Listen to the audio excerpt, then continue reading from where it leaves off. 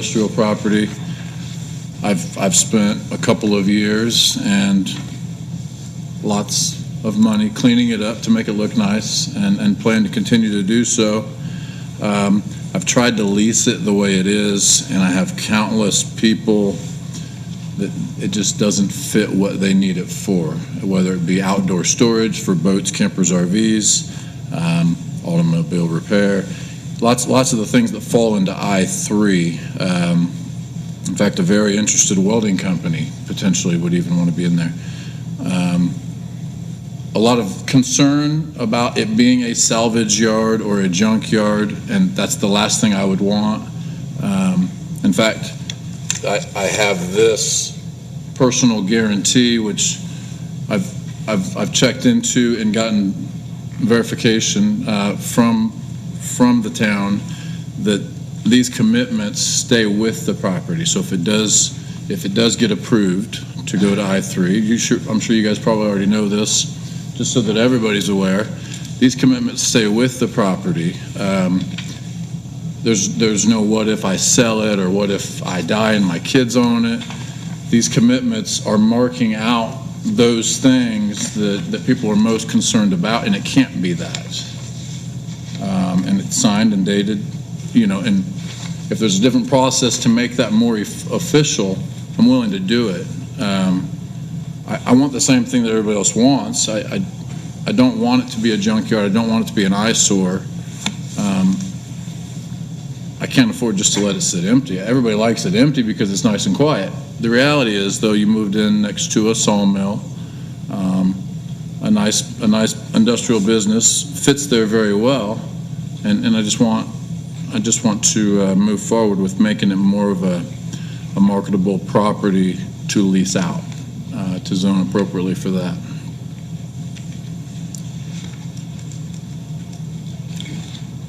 You said you gave us a list of what you would not do. Is that correct? Yeah, so it was in the packet, and then I've gone through and actually this one I did again and actually signed it, and I made several copies, signed them all. Just pass them around. Mm-hmm.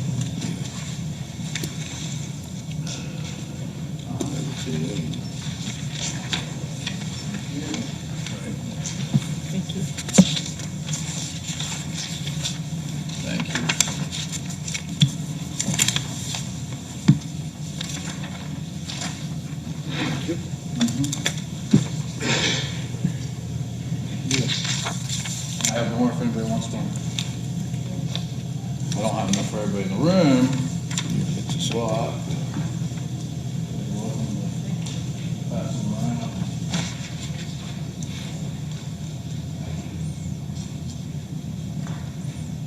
I don't have one. You want to borrow it? Okay. You can use mine if you need to. Thank you. So I don't know if there's something else that needs to go into place.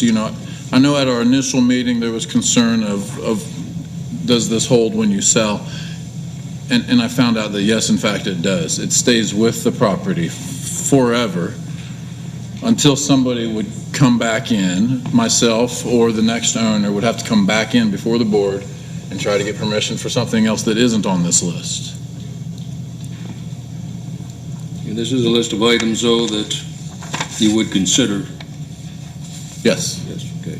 Yes.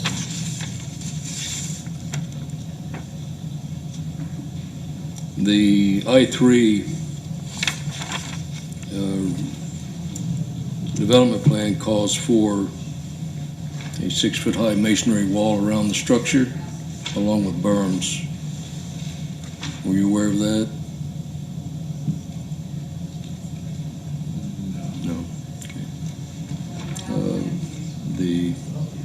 The chain link fence is not included in I3 for fencing. Okay. So just, Where would I find that information? it's in the UDO. Yeah, it's in the ordinance. Yeah.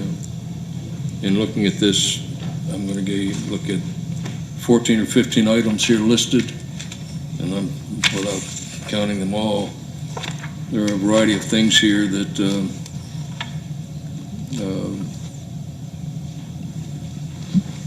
I think would come under an I3 classification that might create concerns and noise and so on.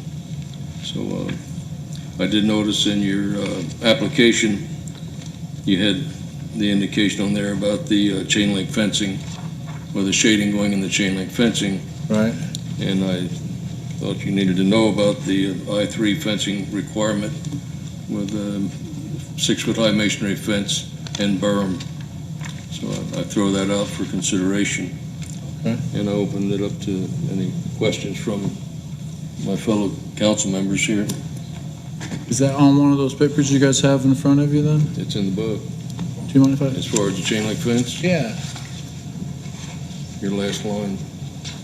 No, the requirement part. Yep. It's in the UDO. I don't have a UDO. Is that something you mind if I?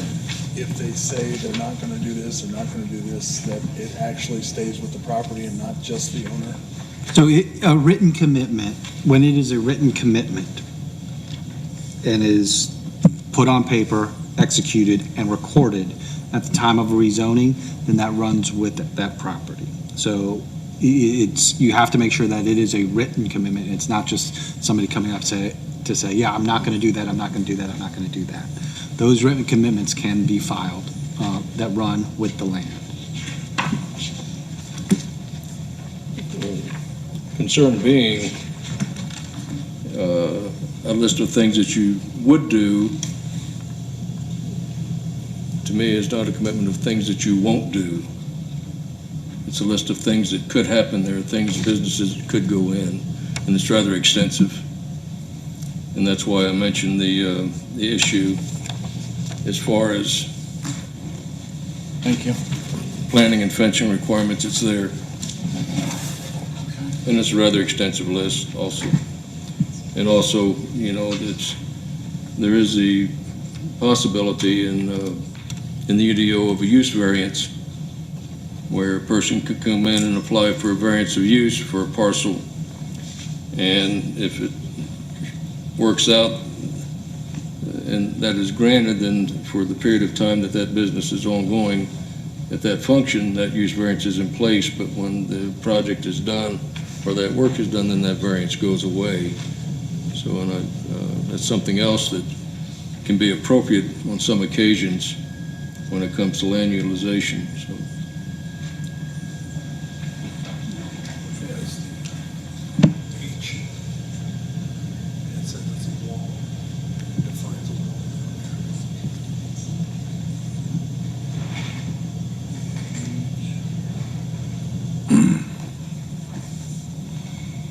Okay. I guess I'm a little confused. This is nice to know now, but I mean, we have like tech review meetings and things that we sit in on, and The last tech review meeting with the previous application was for an I-4. I'm sure, no, we just had one. Yeah, and I didn't notice the chain link fence in the application, but that, We just met like a week ago or so. Yeah. Okay, I'll look more into this, but Okay. I still would like to proceed with you know, if you guys have more questions for me or more rules or concerns. I mean, you're concerned about, well, this says what you will do, but not what you won't do. Well, what I won't do and can't do isn't on this list, right? I mean, if it's not on here, then I can't do it. Is how I thought you would read that. I just look at what you can do is what I look at. That isn't the right one, actually. The one I've just handed you is the signed one. So these are permitted. This is my written commitment of permitted uses. So if it isn't on here, then it would not be permitted. And that's the same list I have here, the things that you can Yeah, do. yeah. It's a list of 15, 16 items. or Right. more. But you're saying you didn't list what you can't do. You know, You the want me to commitment- list the what I- commitment that you will not do. You want me to list what I will not do? But again, we come down to the issue of being able to keep the public fully informed of what's going on the parcel of land what it's going to be used for people and businesses that are in the area. Yeah. And that's kind of where I come from on this thing. Okay. And I throw it out to the other commission members for their comments or questions. Well, Dave, I had a question about the front lot setback of 40 feet on page 61. On the I-3, Yeah, on the yeah. I-3. yes, And that the existing fence is nowhere near 40 foot well, I know that. back. That's- And the other thing too is, this list is so extensive, it's almost like a real estate proposal as opposed to a zoning change. Okay. And you do have junkyard on here. You've got bottling, you've got assembly plant, you've got heavy, the list is practically exhaustive. So I'm not quite sure why you're asking for a zoning change and I'm not sure, are you wanting to sell, or are you? No, I'm trying to lease it out, and the people that have outdoor storage, for example, is one that I get hit up with the most, and it's just not zoned for it. Storage, that was I2, is that I3? Mhm. Storage is, I think storage is an I-2 and some of the business zoning also. There's Size-wise, a couple of different places where there's storage is allowed. yeah, and also it talks about the, number 2 is concerning, that inbound, outbound traffic. South Madison is almost like an alley, really. That's an awful lot of that's the- heavy traffic. That's the route that, for longer than any of us have been around, those semis have come and gone with logs all down the back of it. I own the property right in front of it, Core Fitness, so I've seen them pass me for over 10 years. Yeah, I live in Mooresville, so I'm familiar with it, but South Madison also has houses on it, and there's mostly residential around this property. Right. So, And again, like I to me, said, I'm very concerned about mixing an I-3 with the residential properties and what possibly could go in there. I think that would be very hard to live next to, whether it was in liquid fertilization, storage and distribution. That's dangerous. Assembly plants are loud, heavy equipment repair, that's, and tractor trailer traffic. It's just concerning. Thank you. well, thank you. Like I mentioned, and it's with all due respect, every house there, as far as I can tell, got moved into after a sawmill was active. Okay. We'll have your chance here, just a second. From what I was told in talking to, I called the Uli family and said, how long have you guys been on this property? And it was even before it was Uli. I mean, it dated back well over 50 years, well over 50. That's why I made that statement. I'm not trying to say false statements. It's as far back as I could research. It was approaching 100 years, I think, that it's been a sawmill there. And again, if more things need scratched off, it's perfectly fine with me if there's things that would get us all to come to an agreement. Like I've said, I'm not trying to do anything that hurts the value of the town or the property or the neighborhood. It's an industrial property, and I'd like to get it leased out again, and it makes sense for the town and for tax dollars and for all kinds of reasons. So I don't know what else to say. If you guys have any more questions. I have a question real quick. I don't have my UDO in front of me, and that's my bad, but the list of items that you have here that you're willing to commit to, whether they're too many, not enough, what have you, do all of these fit within the amount of acreage that you have? Or are all of these required to have 5-acre minimum, 10-acre minimum? Because you have what, a little over 4 right there? No, we have 5 acres fenced in, and I believe the minimum for the I-3 is just 3 acres, if I remember reading that right. So, I think, something like an assembly plant, depending on how big it is and how many parking spaces you would need. And there's things might on the need more than- list, more yeah, than that I have no intention of. Okay. To be honest, is just trying to be, I went through the list. These aren't even, I went through the list of what could be I3, and I tried to strike off things that, okay, the neighbors wouldn't like this, and I'm never going to do it anyway. And if I've left too many on there, I'm okay with having that discussion. But that's just where I'm at. Just I would think and hope that, people that live here in Mooresville or live near that street, and if it's already been forgotten, I can pull up pictures. That place was an eyesore and has always been an eyesore.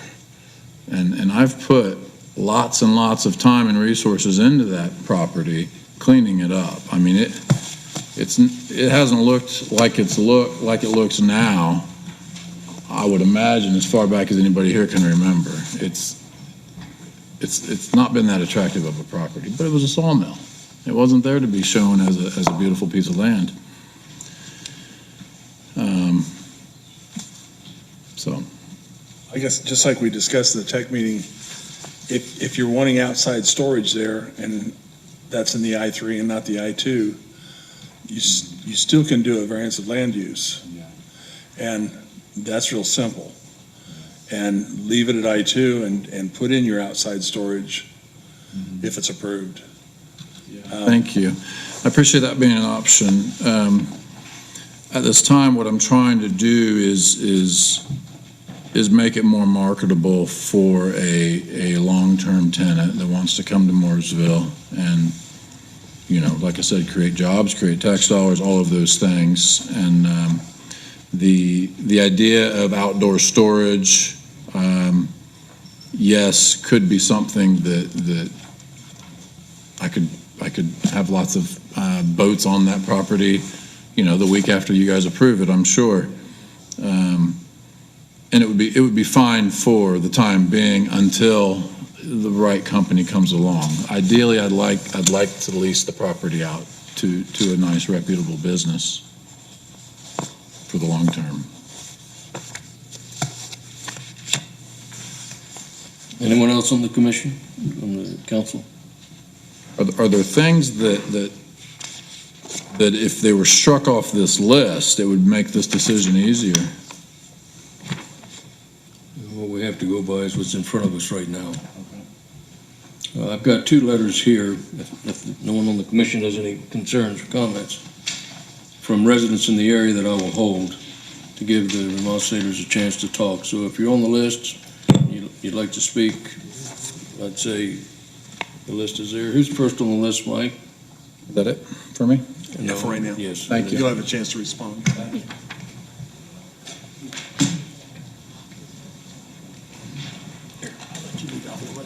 Thank you, Jim. Appreciate it. We have a Karen Overpack. Yes.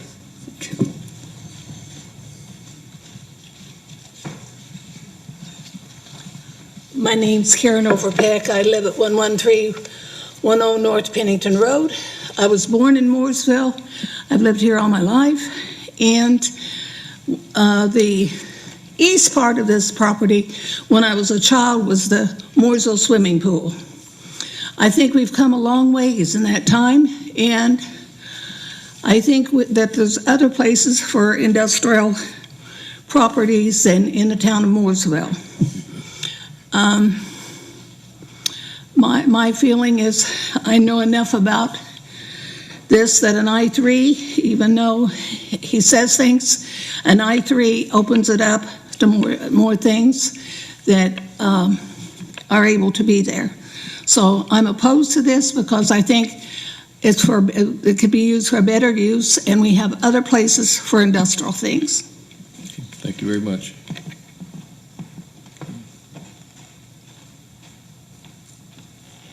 You want to hear everyone and then address everyone's concerns when they're finished? Sure. Okay, Colleen Springdale? Or Springate, sorry. Springate. Good evening. Thank you for allowing me to speak. I did submit a letter with pictures previously, and I'll try not to repeat myself on that letter. Hopefully you got all that, including the pictures.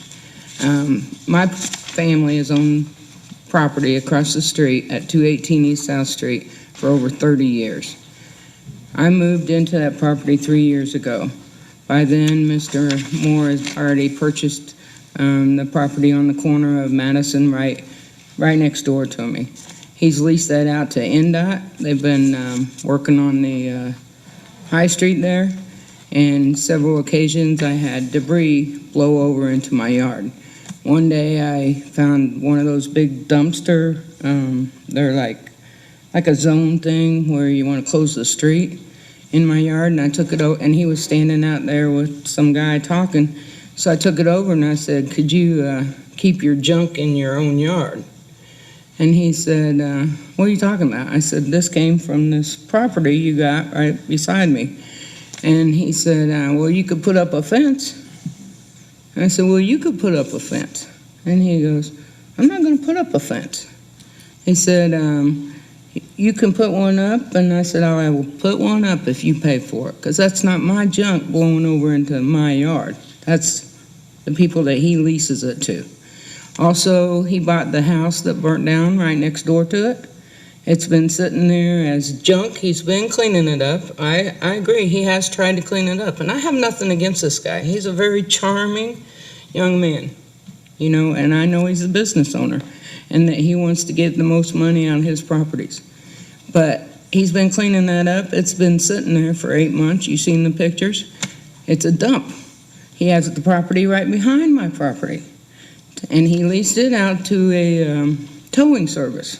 They come all hours of the night, beeping their big semi, towing, crossing over Madison Street, backing in there, moving cars, putting them over in this lot and putting them over here. It's constant chaos on that street. And that's a very small street, Madison Street.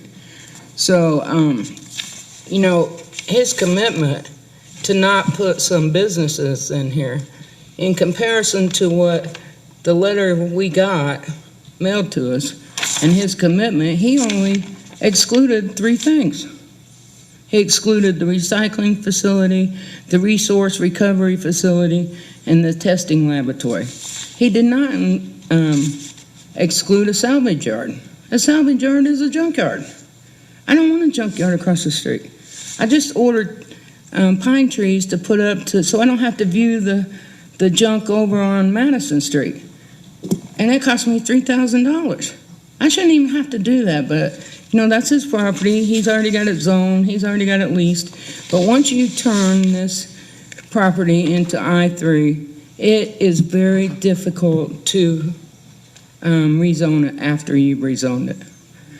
I couldn't figure out why he wanted to rezone it, because there was a lumber yard company across the street. I mean, I remember watching my brother-in-law work there for 30 years. So, but I couldn't figure out why he wanted to. So I looked up in your guidelines, zoning planning commission guidelines, and it gives a definition of what an I-3 district is designed to do. And in your words, it says this district is designed for industrial uses that are not confined to a building but use hazardous materials that create water pollution, noise pollution, and air pollution.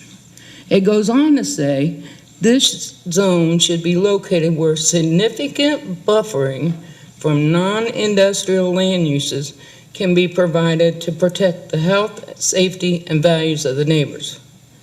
It also says the restriction, the minimum size lot should be 10 acres. He's got 5. So, you know,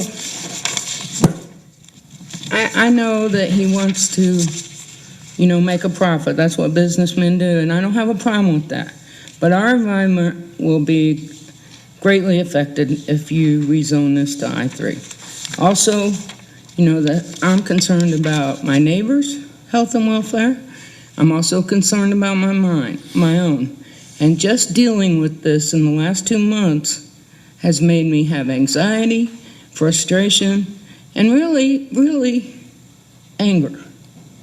Anger, I've lived in Mooresville all my life, and I've seen companies come and go. But, you know, we just keep bigger business. But it's 2 blocks from the park. You got your time. Okay, thank you. Thank you for allowing me to speak, and I hope that you oppose this rezoning. Is it Jamie Smith?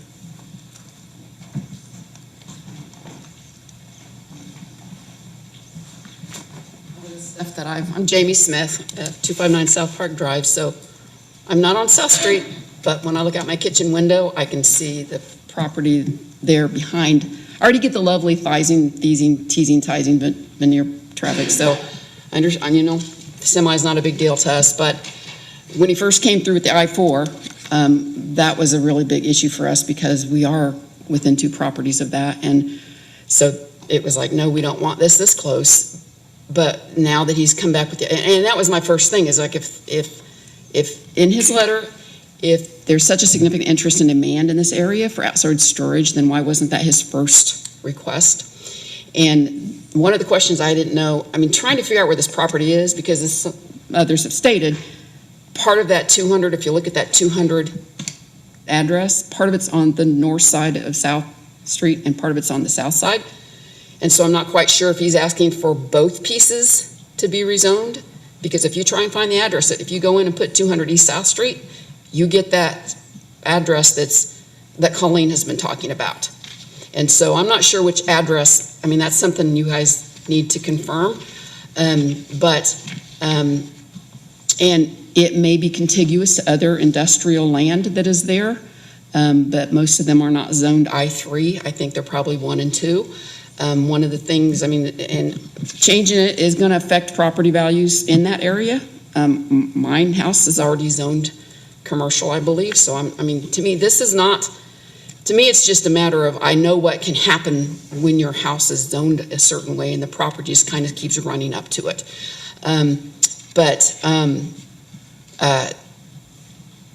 He mentions having people come, you know, additional jobs. But he owns that towing storage lot that Colleen lives across from, the street from, and I don't know how many people work there. Well, this is a similar self-storage thing. People are going to have access to come and go. So how many people do you have to hire to sign a contract to say, I'm going to store my boat here for 6 months or whatever? And so I had fun looking at the UDOs. I thought the UDO was pretty cool, and I wasn't sure which one I was supposed to be looking at, the zoning ordinances or the UDOs, because they're kind of contradicting in some cases, as the UDO actually says that I mean, there's only a few additional uses for that property without variances, additional variances needed, those being he could put on a concrete plant, he could do heavy manufacturing, he could do a transfer station, resource recovery facility, and a water facility treatment. And most of those in the narrative could be operated on the property as it currently is zoned in I-1 or 2, with the exception of those 5. And 3 others would require 10 acres per the UDO. And those would be a liquid fertilizer, and that's on page 98 of the UDO, or a junk and salvage yard, that's on page 98 as well. And then on the recycling facilities, page 102. Those are the only 3 that would require 10 acres, as best as I can read, of the ones that he's saying, here's a list of 25, 20 of them can be on the I-1, I-2. I mean, those are not exact numbers, but so you've got 5 that basically, if this storage unit fails, he can only go to 5 of those others that are on this list anyway. Only we have to figure out as this is our neighborhood. He says, I don't want to put a junkyard at the back of my business. Well, this isn't the back of our business. This is our backyard. I walk past that every single day. And so I just want to know, in that neighborhood, which one of these, you want a concrete plant, you want heavy manufacturing, you want a transfer station, you want a resource recovery facility, or a water treatment facility. That's it. Based on what I've done looking at, you know, these lists that are in the UDO, and looking through them and going back and forth and reading, have all kinds of UDO pages printed out to show, so you know where I got it from if you would ask. But I wasn't expecting there to be such a turnout here anyway, so I'm glad I'm not the only one that's And we're talking- pointing some of this stuff up.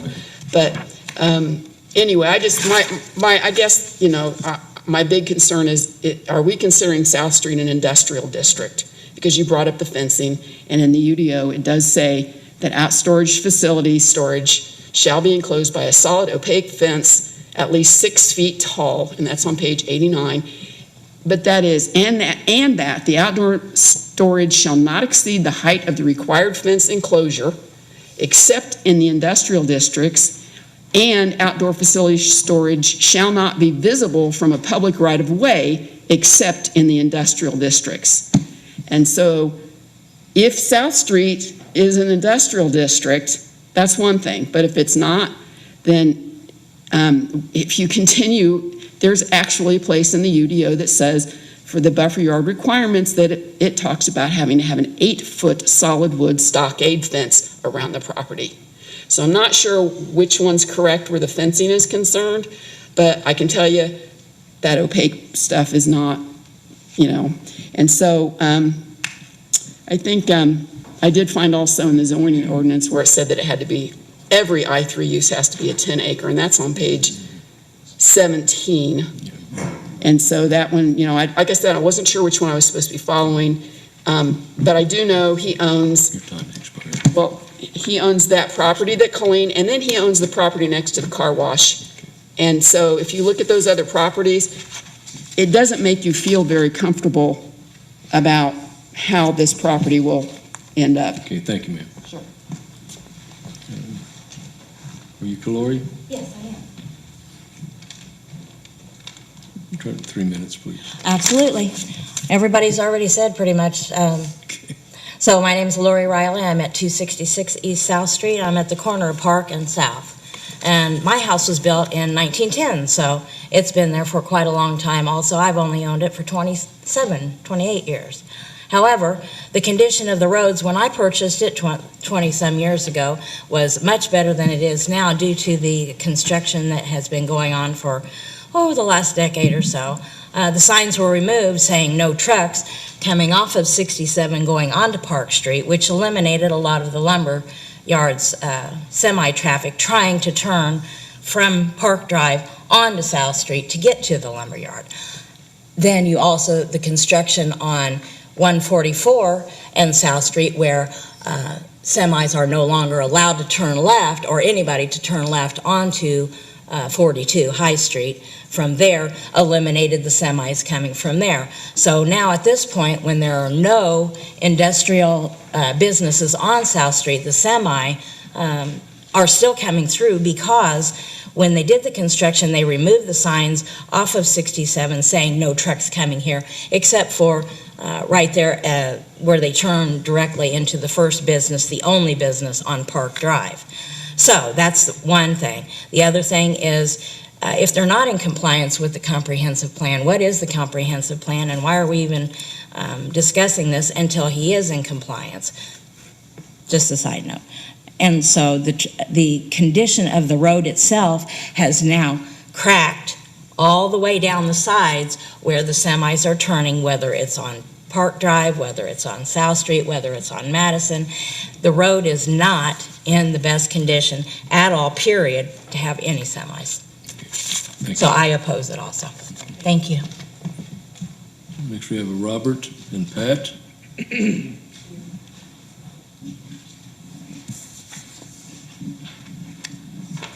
Hello. I appreciate you listening to us. I love this town, and I think you've done a wonderful job. I love the new supports you've got out saying Morrisville town, and I'm proud of this town. And I want to stay proud of this town. And I don't want garbage dumped in this town, because that's what some of the things he had listed on this, that it would be a transfer station. My husband welds at transfer stations and watches the runny garbage run down the streets. And we have a brand new fixed up park and it's beautiful. They fixed it up beautiful. It's got the log cabin. And I talked to my attorney. He said he used to go to Cub Scouts there, my judge, and he talked to me about that. And the kids from school, the teachers march them down our street to the park so they can swing and see the log cabin. And I don't want them to go past a dump site, a refuge site, a concrete plant. I want the kids to be proud of this town as I'm proud of this town. And I have asthma and COPD, and I love to work in my garden and my yard. And if they put this in this area, I will not be able to breathe. And I will not be able to sit on my front porch and listen to the birds. I won't be able to do any of that. My husband's 86, and he's been mowing that gentleman's back field behind his business. He's been mowing that down our alleyway because they won't keep it up. I called the police when the wind came through, took half the building off, and it laid against my fence in the alleyway. So I was afraid that the vehicles would run over it in the alley, because the vehicles come from that grocery store down my alley. And I called them, and they came and they alerted him. Do you know that building was not repaired for over a year? And I had those security lights from that area, from the 70 interstates parking where he leased it to. Those lights shined in my back window, keeping me from sleeping for over a whole year. They're security lights. I have tried to protect it myself. I've had teenagers go down my alley throwing rocks over the fence, trying to break the windows of the cars in there, and I went out there and I tried to stop them, and they tried to hurt me. It's not fair that I should have to put up with this, or my 86-year-old husband has to mow his grass. So I want to be able to stay here in this town and be able to plant my flowers and breathe. And I take this ask you to take this into consideration and think, would you want a garbage dump in front of your house? Would you want a salvage place in front of your home? It will lower the value of all of our homes here in Mooresville. We've already talked to my attorney, and he said that there was one business that was okayed, and the chemicals from it ate the paint right off the cars. And Judge Harris said he had an awful time trying to get that business to get out of this town. We do not want to open up Pandora's box, and if we zone it higher than what it already is, we're opening up a door that I'm afraid we won't be able to close in our lifetime. And I'm 80 years old, and I want to be able to live in this town. I thank you for your consideration.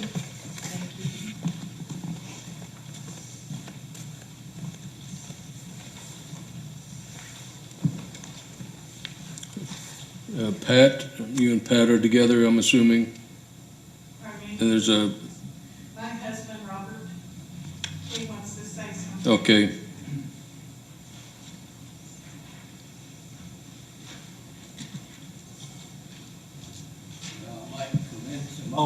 They all did a good job talking. And of course, I've lived over there been there 50 years.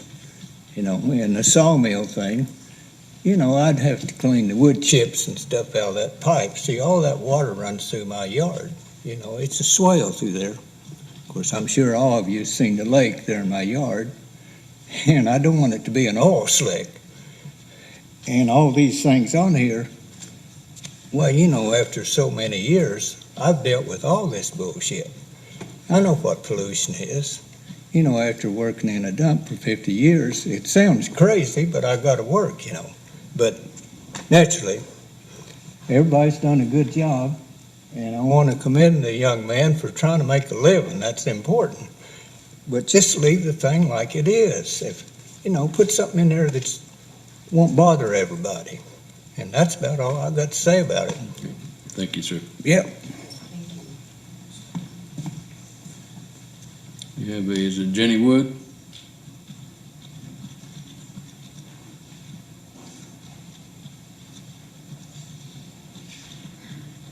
Well, I'm just here in support of my friend who has a pacemaker put in, and she can't breathe.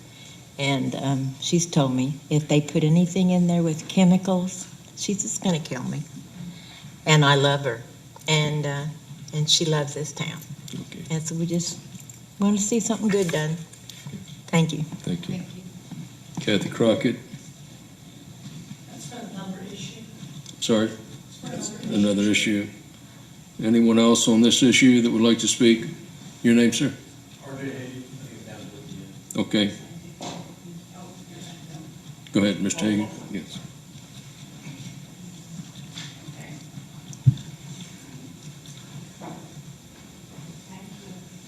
My name is R.J. Higgi. I'm speaking on behalf of my parents and my son, who owns the property at 49 East South Street. That's been in my family since 1940. My great-grandmother was there. I spent many summers there when I was a young man.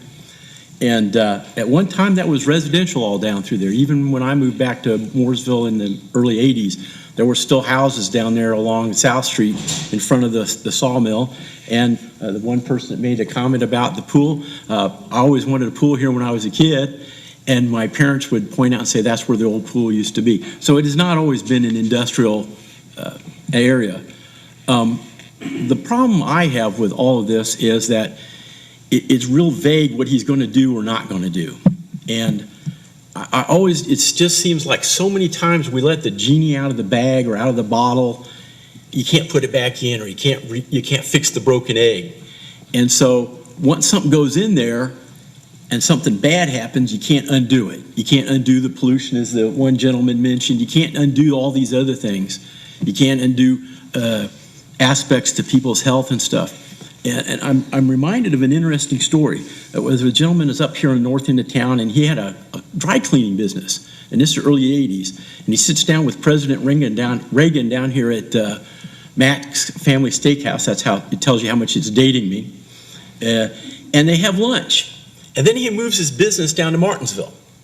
And he puts it in the Cure furniture place down there. And he has all these drums of hazardous chemicals sitting in the alleyway and all this other stuff. And what is Martinsville having to do with now? Hazardous waste plumes that are poisoning their water. Will that ever be fixable? Who knows? But once the genie is out of the bottle, you cannot put the genie back in. I pretty much thought everybody else did a good job of saying what's going on. You know, and it's already got a zoning. If he can't find something that's compatible for that, then that is, you know, that's part of doing business. There are restrictions. He gets the benefit of the road. His heavy vehicles go up and down. It tears it up. He's letting him use it over there for INDOT. Well, they're tearing up the road, but he's not paying for the roads. I mean, indirectly, we're all paying for that for taxes. But why should we be burdened by him profiting by having this go up to a higher level of industrial use? Thank you very much. Thank you. Anyone else with comments on this matter? Your name, please, sir. Robert Williamson. Like that. I live at 50 Holiday Lane. Yes, sir. I sat on this planning commission from 1999 to 2009, so I know what you guys are doing, and I appreciate it. You know, this property was a sawmill and was a pollution source there. We had trouble with the things they used to treat the wood getting in the ground. And now his business, the I-70 Wrecker Service, none of those storage cars have any kind of plating under them. They're wrecked vehicles. They should have pans under them. You've got oil leakage, you got antifreeze leakage. You know, it's hard telling what's going to go in on the other side of the street. And I just think that we really need to look at what we can do. When I was on the commission, we had the town attorney sitting with us, and he said, oh, well, it don't matter that they said this or put this in writing. We zoned it for this, and they're going to do it. And I had a big problem. Mike was on there with me back in those days. He knows. You know, once they say, well, we're not going to do this, well, you zoned it for this, and this is an improved usage. You know, that language is very tricky, and it's a very scary thought to what could go in an I-3. So I would appreciate you giving a negative recommendation to the town council. Thank you. Thank you. Anyone else on this matter? Your name, please? Will Adamson. I'm sorry? Will Adamson? Had you signed in, Will? No, I was late. Okay. So I live at 239 East South Street, 2 doors, right next door to the property. Been there for like 11 years. When we moved in there, we needed a house bad, you know. I didn't take into consideration the fact that there was a lumberyard there. You know, the brake bell alone was incredibly annoying when it was there. And anything beyond what it's currently zoned for, I don't want. We got kids that ride there on the sidewalk, and not only that, just when they rerouted for all the construction in town and all the semi-traffic last summer going up and down South Street, I couldn't even talk to my wife on the front porch because of every other semi come by. You have to wait for the traffic to go by just to speak. I mean, that's kind of annoying.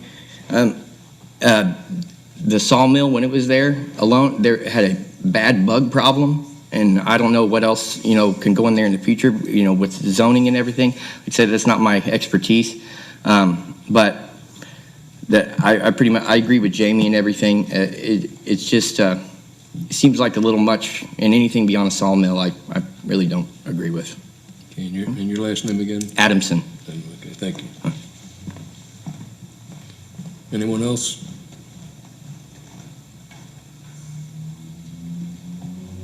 Would you like to respond to the people?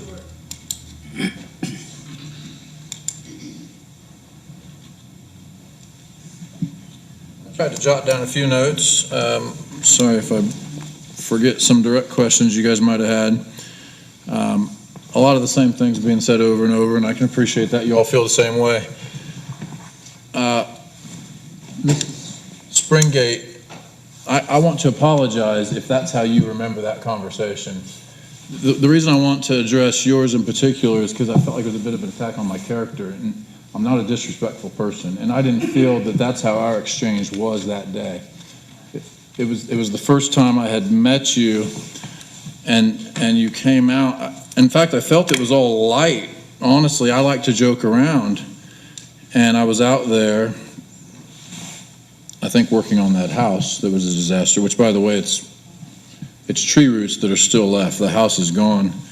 But you said something about the barrel blowing over, and I think I apologize. It's not my business over there. But wind takes things, and you said, would you consider putting the fence up? I think the first thing you said was, why don't you buy my house? It was all joking, you know what I mean? None of it was very serious, and that's really how that went. And I don't know why I'm trying to defend that. I don't want it to be on record that I was disrespectful to her. I would never tell somebody, well, just put a fence up. It's not my problem. But it's not that kind of person, and most of you here don't know me. But anybody that does can tell you that I would never speak that way to somebody. It's just not how I am.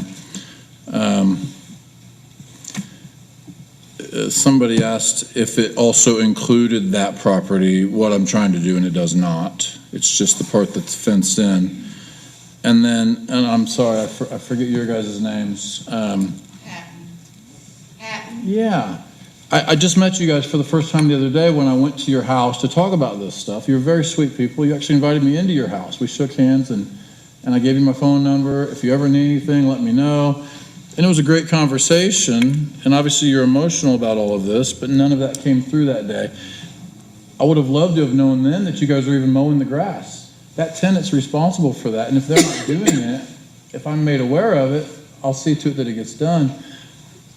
This is, I'm sure you were made aware of the building, have the building caved off into my alley. as soon, And it was never fixed for over a year. well, as soon as I was made aware, I fixed it. Who? As soon as I was made aware of it. I don't drive that alley. I just, Yeah, you don't live here, do you? I do, I live 5 minutes away. 5 minutes away, where, in Foxcliff? No, I live in Mooresville.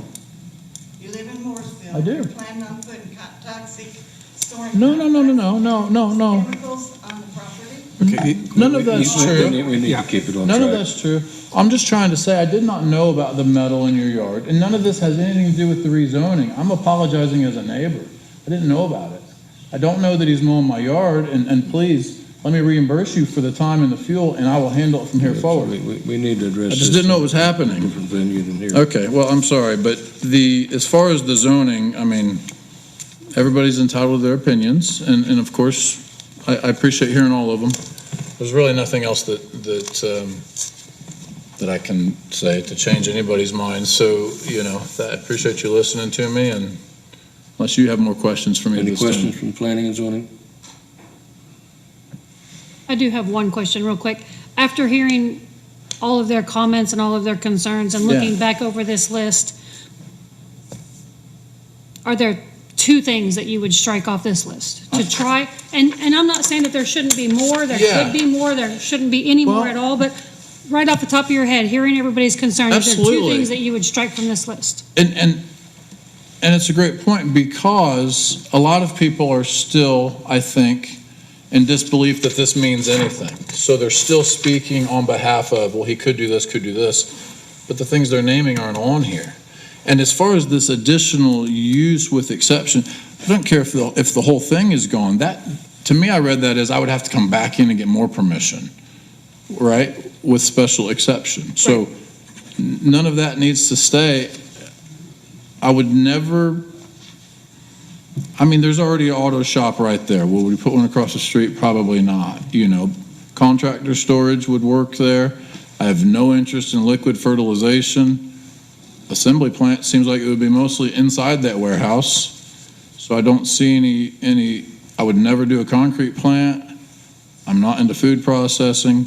But I think, is heavy equipment repair something that is considered bad for the town? I don't know. I don't know what the biggest hangups are. And I think possibly looking at the list, and this isn't the time to go through the entire list and eliminate things. I think we have to look at the material in front of us, Okay. whether it's a yay or nay. My personal opinion is that, we have to be concerned with anything that may impact the health, welfare of the environment, the property Absolutely. values, and the individuals. And that falls under the purview of what planning and zoning needs to look at. And we have to take all of these things into consideration when we are doing this. And that being said, then we have other options available to anyone wanting to develop and keep the public informed with provisional use, a variance for provisional use. So there are options out there, and it keeps everyone fully aware. So I think we have to look at the big picture on this, in just my opinion. And based on what we have here, this is what we have to take to the commission for a decision or an opinion.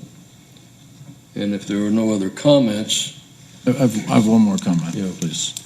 Are you ready to vote? Is that what you're about to do then? Getting ready to, yes. Okay, can I ask for a continuance, please? If you, Do we need to address this now and then have them come back? if you're going for a continuous, you're gonna have to go through the entire advertisement process again. Because this is up for consideration for the commission at this time.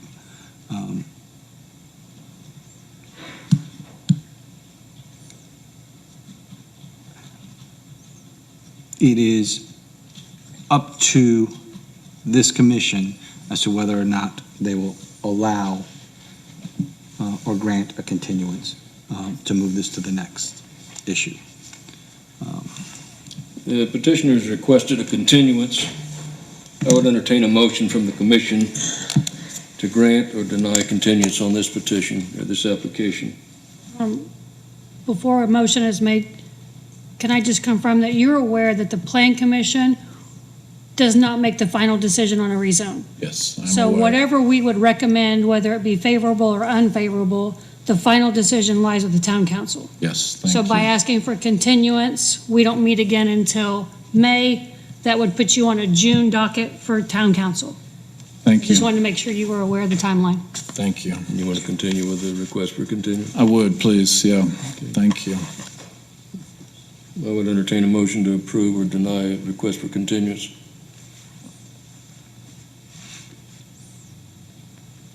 If there's no motion, then we need to take action on the petition in front of us. There was no motion to approve or deny. To continue. There is no motion at all.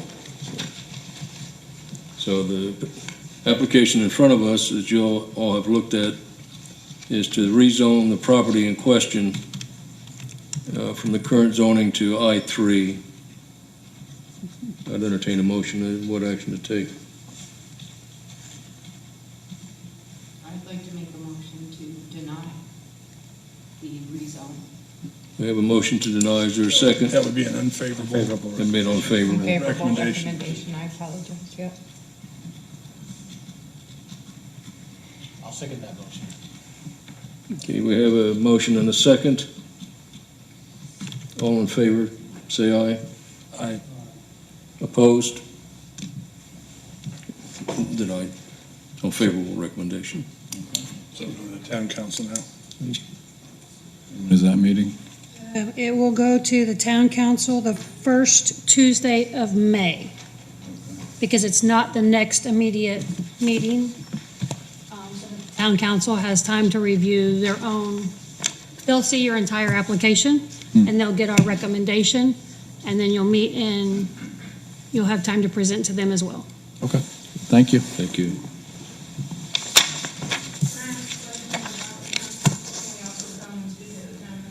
It is an open public meeting, and they do have time for public comments. Do you have to submit public comments ahead of time?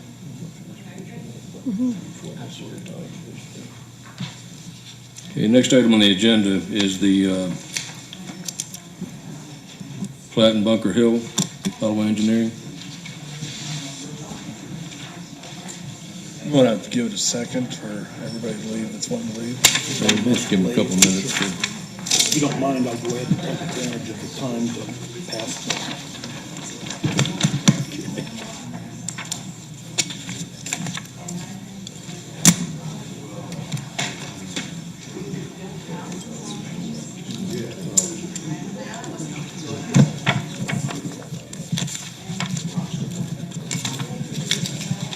That's fine, and I'm happy to interject whenever everybody has their own how they want to run stuff.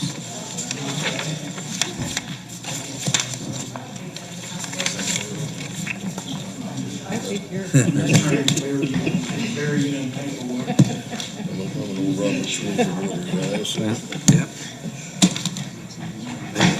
There's a reason why they've been in place for so long. I was going to hand it to him for you.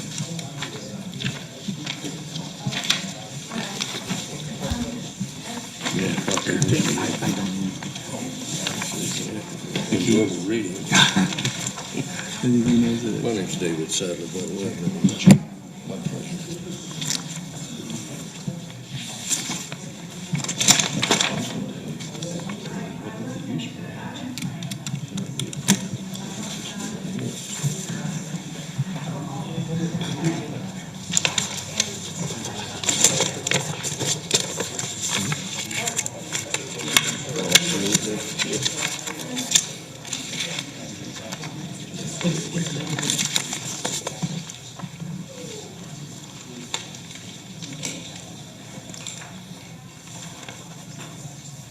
Are we ready?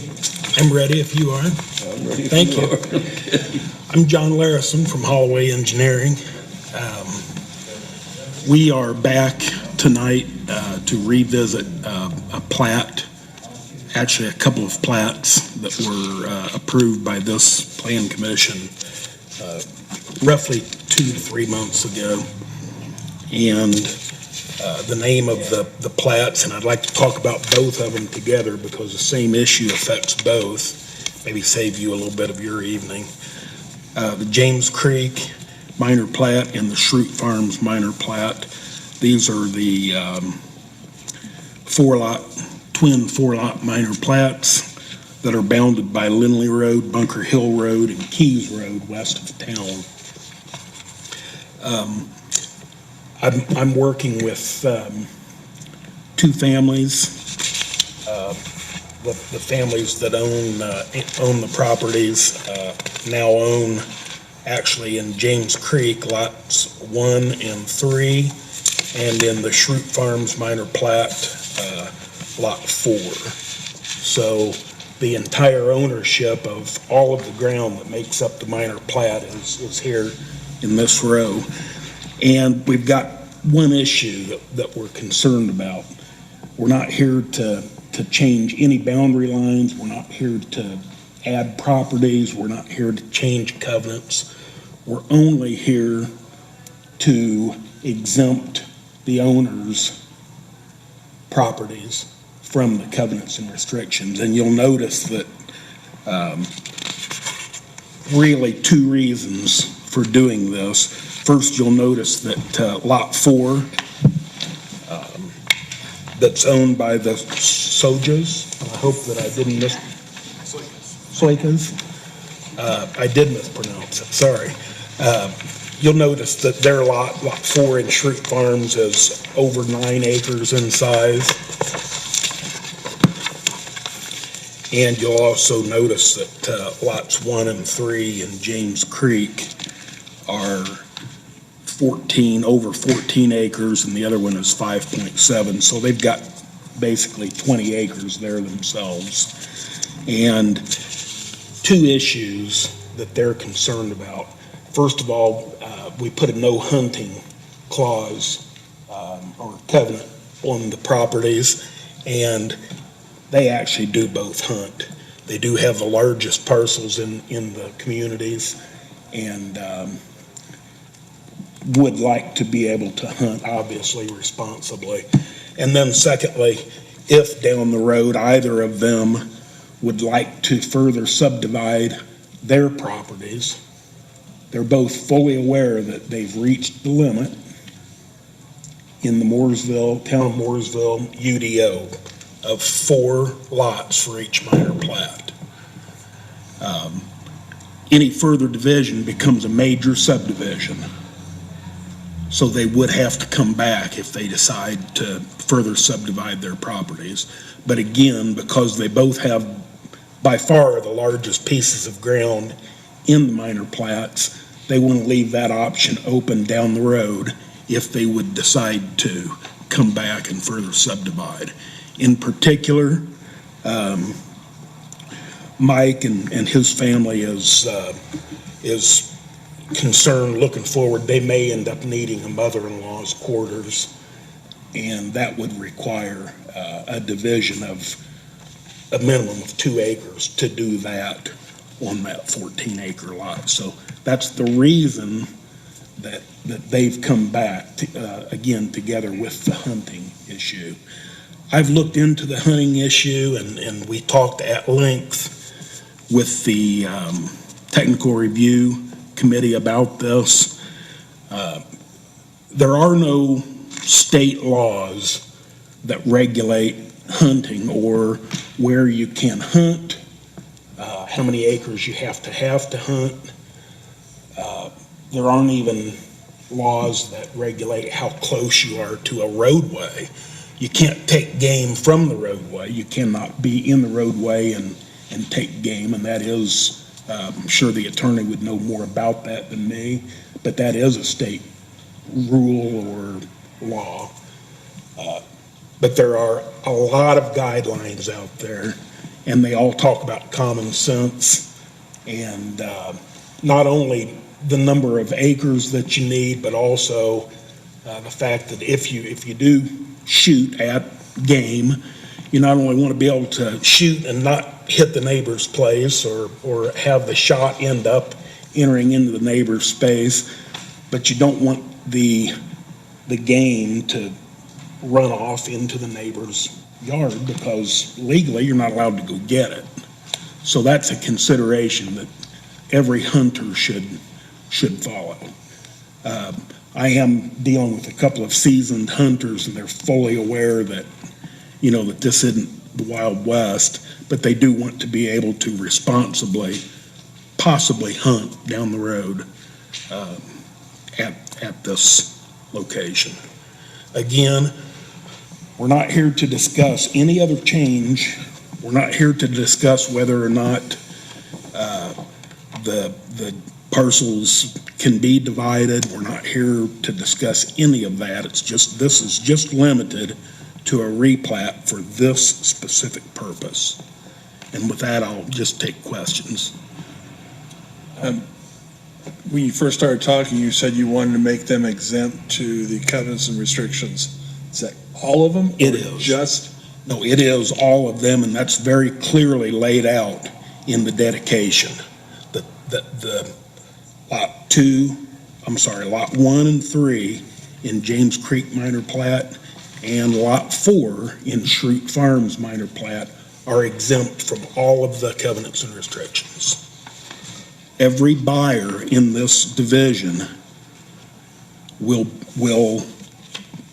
know that and be furnished with this plat that clearly states that their lots are exempt from the subdivision.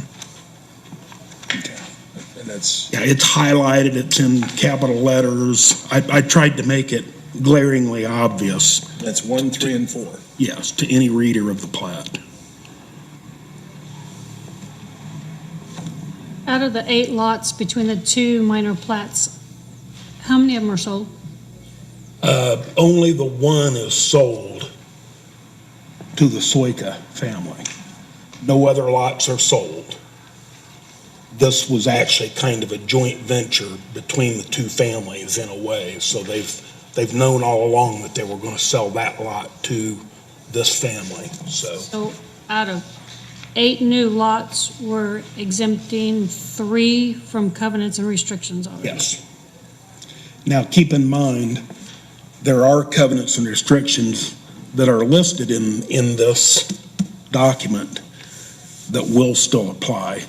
And the covenant, the dedication states that any state, local, or federal guideline, for instance, the set aside of the primary septic field and the secondary septic field, that still applies to their lots because it's a county requirement. The right of way, obviously, the dedication of the right of way still applies. It's not a covenant or restriction. It's a dedication of, a legal dedication of right of way to the county or to the public. So that still applies.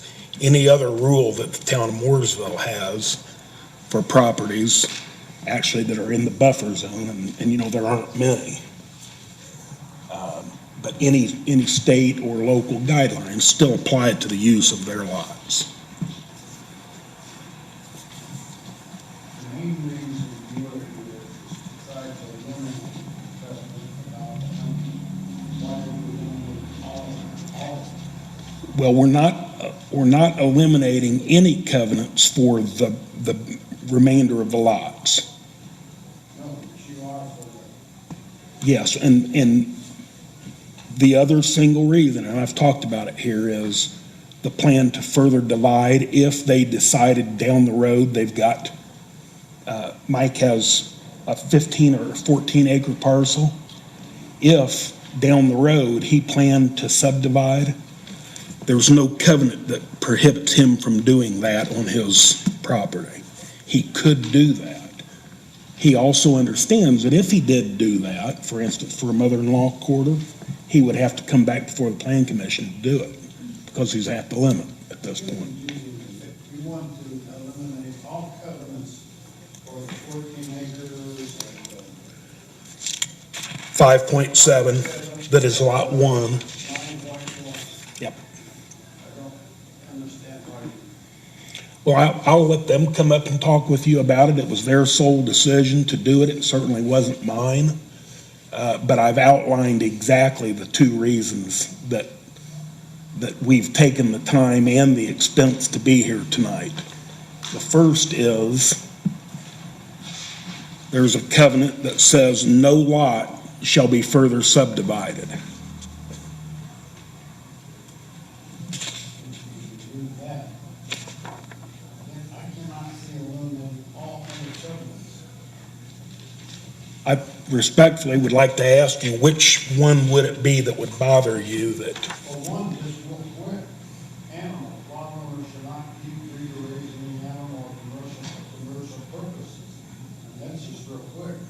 Okay, so our thought on that, even though there's absolutely no plan whatsoever for them to keep, raise, or breed animals for commercial purposes, is that a 14.1 acre parcel is much better suited to do that than a 5 acre parcel. It's 3 times the size.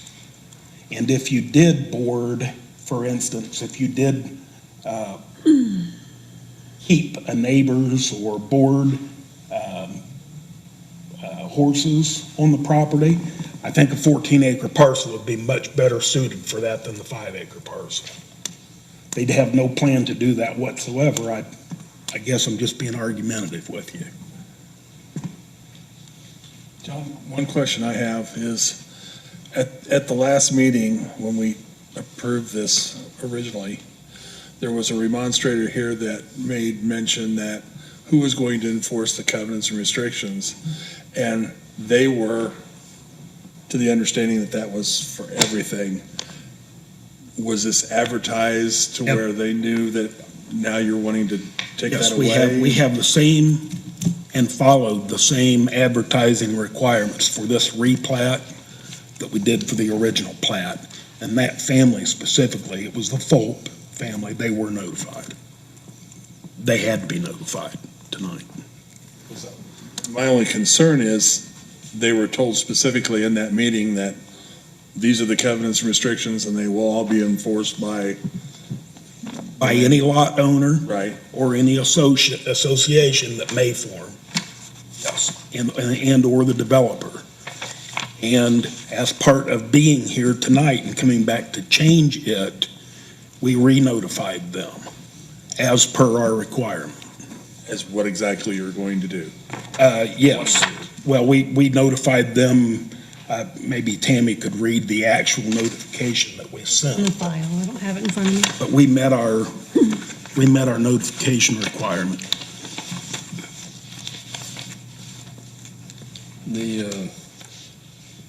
I'm not a hunter in this state, but isn't there a state 450-yard restriction on hunting near a residence? You know, there is not. In fact, I've researched it, and I was very interested in this subject myself. And DNR's literature even went as far as saying, while there are no specific rules or regulations, there are guidelines and considerations, and it went on to talk about the fact that there's no minimum acreage, but certain types of hunting, it certainly a parcel large enough to do A, B, C, and D is required. And one of the things they brought up that I had personally never thought about, was the fact that you have to have a piece of ground that's big enough when you shoot it, that many times they run and, exhaust themselves and then collapse. And you're not allowed to go on a neighbor's property and collect that game. So there's a consideration, and there were a lot of them that they mentioned, but they were all guidelines. I thought I'd come up with that in looking at the state statute for hunting. In fact, I was very surprised at how many people in the comment section said, well, I've taken X number of deer off my back patio. Personally, I would never think that it would be something that you would do, but there's just not a lot of hard, concrete, code or laws that govern this. It's left to common sense. The only one I thought was out there was, you can't hunt 500 feet from, close to a roadway. And there are guidelines that suggest that you should stay so many feet away, but there's no regulation. There is that one regulation that it's illegal to take property, to take game from the roadway. You know, in your car going by is illegal. But poaching law, you know.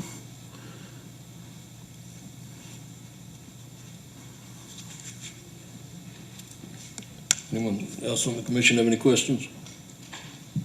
I'm a little confused by what you're presenting. You state in what you're presenting, the revision from the last meeting that we were at, that lot 1, 2, and lots 1 and 3 on the James Street, lot 4, you state in the beginning that they are not subject to the covenants and restrictions, which are then, I think, listed down here below the next 21, and yet you state in number 5, land use, all lots herein for residential use will be one single family lot per lot. No person shall have an additional building site shall be permitted. Lot 4 shall be further subdivided as planning and zoning regulated jurisdiction permits. And that's all we're reflecting on here. So even though they're not covered under the covenants and restrictions, within the covenants and restrictions, they can do something that they're not subject to. So I'm really. Now, let's go through that a lot slower than what you just did, and I'll read through that out loud. Okay. And try to explain it. And if we've made a clerical error of some kind that causes it to seem misrepresented, we'll be happy to massage it. On which plat? Well, we'll take the street farm. Okay, it says, all lots herein are for residential use only, limited to one single-family dwelling per lot. No further division of lot 1, 2, and lot 3 for the purpose of creating an additional building site shall be permitted. Correct. So in other words, that So far, so good. covenant. Lot 4 may be further subdivided as planning and zoning regulations of the controlling jurisdictions permit. So, in other words, I'm saying that lot 4 may be further subdivided if it's allowed by the town or the controlling jurisdiction. But isn't that part of the covenants and restrictions? No, we exempted. No. Number 5, isn't that part, this land use, number 5, isn't that part of your covenants and restrictions? I don't, yes. Okay. If it is, you stated in the preamble that they're not subject to these covenants and restrictions. Number 4, no, only number 4 isn't subject to the covenant. Correct. You said lot number 4. Yeah. So none of this applies to number 4. Right. Yet you declare them to be under that. No, that number 5. no, I don't declare. What it is reiterating and making a second, putting the owners and the buyers under this contract on notice that 1, 2, and 3 cannot be further subdivided. And because number 4 isn't subject to the covenants and restrictions, it can be further subdivided, but only if the town of Mooresville or the county allows it to be. I think it makes perfect sense. Jeff, I'm sorry, but That's okay. I think the way it's written is problematic, but that's okay. Okay. We can agree to disagree. Yeah. I think that eliminating all the covenants and restrictions that are here is problematic in terms of we don't know who is going to take care of the access and utility easements. From Lot 4's perspective, because they're not subject to that as declared in here as to who takes care of what. So eliminating that one is an issue. They could have They could have commercial property in there, buildings, they could have industrial buildings. If it's, because of zoning changes, they could do that because they're not restricted from doing that in Under here. your zoning ordinance, that's absurd. They are also, could have outdoor storage. They could put a barbed wire fence according to this. If you eliminate all these, I think that's problematic. The other issue that I have is by eliminating the hunting as a part of the covenants and restrictions, you can now hunt on any of these properties because that's not part of the covenants and restrictions. Exactly what our intention So lot was. 1, 2, 3, 4, any of these lots. So what you're saying is you want to allow hunting on all this property. No, we're not saying that we want to allow hunting. We're saying we're not going to prohibit hunting. Okay. Well, Mr. Dieterlen, is certainly a difference. Let's not laugh about that. There's a big difference between those two statements. Fair enough. Meant no disrespect. No, Meant absolutely. disrespect. Okay.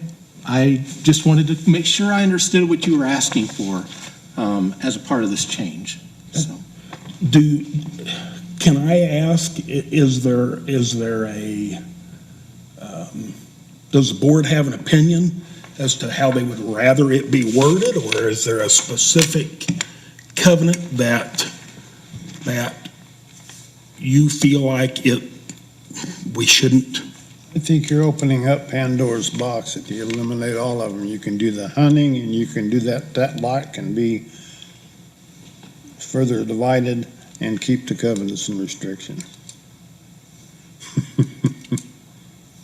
I wish we would have talked about this at the technical review meeting. My sense at the technical review meeting was that this was a very routine situation, and if they didn't want to be subject to the covenants and restrictions, it's their business, and that the town wasn't in the business of legislating where you can and can't hunt. Well, advice at the technical review committee is extremely important for the engineering firm. It gives us a chance to make adjustments, and if we're having a good, constructive, open conversation at technical review meetings, we're going to all have better success. I'm disappointed. I think my confusion is, I understood at the technical review that you were only wanting to eliminate the restriction on hunting, period. That's right. And all other stuff was still intact. That's what I understood you to say you were going to do.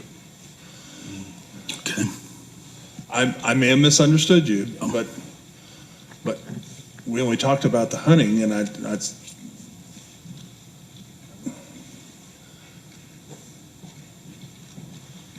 If I could have 1 minute to speak with the client.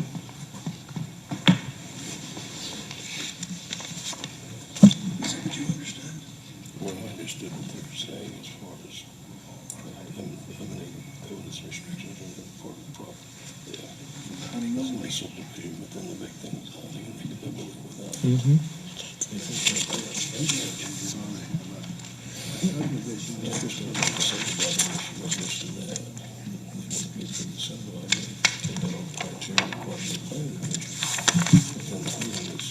They're much smaller. I just don't see where that.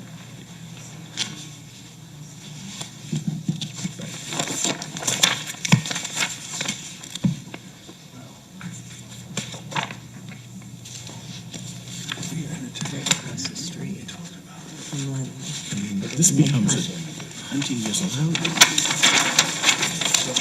You're going to allow hunting on a 2-acre parcel.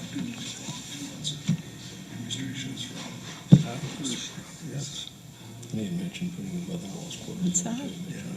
that's it. Well, the existing home's on a 2-acre parcel.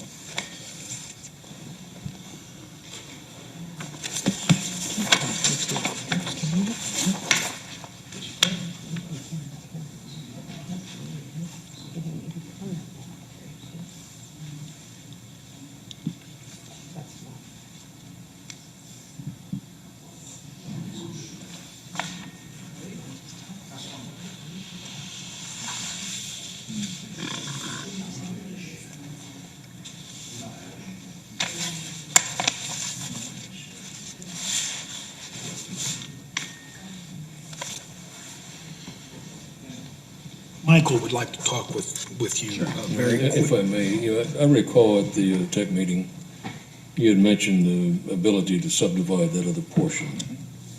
But also when it came to the hunting issue, you said they could take it or leave it either way. And, Yeah, and they are very willing to only change the hunting on And there. you had mentioned also having the ability to go ahead and, if necessary, to put a mother-in-law's quarters in, something like that. That was the gist of what we talked about at the tech meeting. That was the portion for the land use and the further division. So those are really the only three that they're concerned about, and they would be more than happy to be subject then to all of the other covenants and restrictions. But the hunting, the further division of the property, understand that they realize that to further subdivide any of this property, it becomes the major subdivision. They can't do it without. Have to meet, in other words, they have to meet the UDO. And then finally, the third one was Number of the outbuildings. Number of buildings. the number of buildings. Outbuildings. They're concerned about having a pool house, building a barn, and having a tree house. I don't think technically that you have to get a permit to build a tree house, but it doesn't have a foundation. But those are the kinds of things that they're worried about. How big's the tree? But those are the things that they're worried about. And again, we would be very happy to handle this however you want to handle it, whether you want us to put the hunting back in and say their lots are exempt from this covenant. And then the plan or the land use specifically say the lots X, Y, and Z are exempt from this covenant. And then for the number of buildings, lots X, Y, and Z are exempt from this covenant. That way we don't have any question like Mr. Dieterlein and I were speaking about a moment ago. It's going to clear that up. But we'll just specifically in the covenants and restrictions exempt their lots from those three items. Which three are they? Oh, yes, and we're going to put the hunting restriction back in the plat. Yeah. So you could literally go back to the original covenants and restrictions and say there's 12 items. You could list number 3 that says lot blah, blah, blah, blah, blah, blah, blah, blah, blah, are exempt from 2, 7, and 9. Yes, I'd be happy to do that, however. I mean, I just think that's the cleanest, easiest way. And again, those changes are limited to their lot only. The no hunting goes on all of the lots except for theirs. Whatever you exempt. It's the hunting, the land use, and the number of outbuildings. Is the number of outbuildings on here? I'm looking for which one it is, John. Yeah, I was wanting to circle the three that,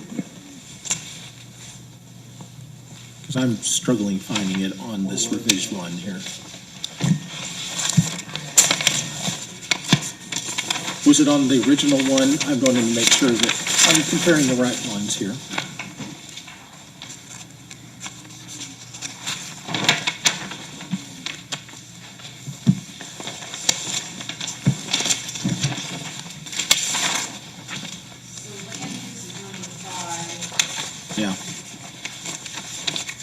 Okay, it says, under number 7, it says outbuildings are limited to 2 per lot. Okay. And again, they're not thinking build 4 pole barns. They're worried they grow their own vegetables. They're going to build an enclosed area with the see-through plastic. Sure.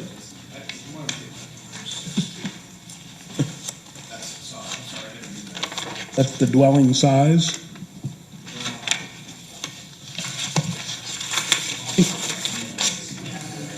It's number 7. Okay, so again, it's the hunting, the land use, And number 7, the outbuildings being limited to 2, and that's all. Can I ask if they currently do hunt on the property? Are you hunters on your property? Well, I have had family that lived right across on Lindley, and I know they hunt. And isn't it true that you can hunt on your own private property? You know, unbelievably, you can fire a gun out your bedroom window Well, and take game. It's amazing how little rules and regulations there Yeah. are. There are tons of guidelines. Well, I'm quite aware of how loose the laws of guns are here. But I just know, being from Colorado, that there's all kinds of postings you see out in the country of, please ask to hunt, or no hunting, this is private property, Right. no hunting. So, Problem I don't everywhere. understand why that would be stricken if you're actually hunting on your own property. So I mean, I need an education. Well, you know, I don't know why that's an issue. I'm gonna offer this. We've probably done, I'll bet we've done 200 of these divisions, these types of little communities, minor plats. And we've, I'll say 70% of the owners have asked us to put it in. We give them a set of sample covenants and restrictions, and anytime you are involved in the development of a piece of ground and bring people closer together, that hunting usually goes out the door. Sure, I see. So For a it's safety kind of issue. an But these are bigger pieces of ground. Well, is it in anticipation of subdividing that fourth lot? I think the reason for your misunderstanding, I see what you're saying here, is when this was originally platted, when you came through and had your original plat, you had covenants on there. And as part of those covenants, which apply to all of these properties, there was a covenant, they made a promise, nobody's hunting. Okay. And so now they're trying to come back and rectify that which was passed before when the original plat was done. So generally speaking, you're right, you're on your property, you have the right to hunt, except for the fact that this plat was passed with a restriction on all of these lots that you can't hunt. Thank you. Sorry about that. I just missed by a little bit. I'm not a hunter, but I'm not either. I believe in it, so. But Can I, just to make sure I understand what Tammy's question was in that regard too, you're wanting to bind everybody for all the covenants and restrictions except for the lots we're talking about would be exempt from number 5, number 7, and the no hunting option. Is that correct? yes, and that number 7, we want to just be really clear that the only part of 7 is the outbuildings being limited to 2 per lot. I haven't read through the whole thing, but specifically, just that part, the outbuildings limited to 2 per lot. We're going to exempt that.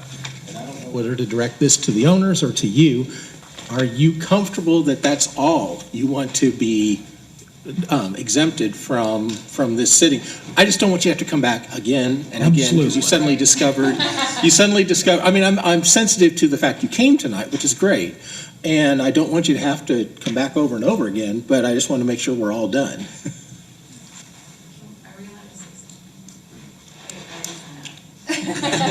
No, you're the petitioner. You're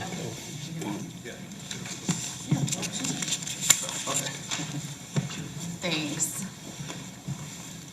Thank you for giving us a chance to chat with you. My name's Autumn, this is Mike. Soika is the last name. Soika, there's a J, it throws people Yeah. off. We own lot 4. Yeah. So that's what we just purchased from the sale, so. Yeah, from the Styles, and we're lifelong friends of almost 20 years, so this is just, we're moving our families by each other, we all have kids.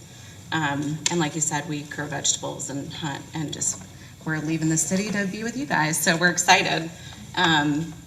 We have no intention of doing a commercial building, barbed wire fencing. Our dog does not even shed. We do not want like livestock animals it's not our thing.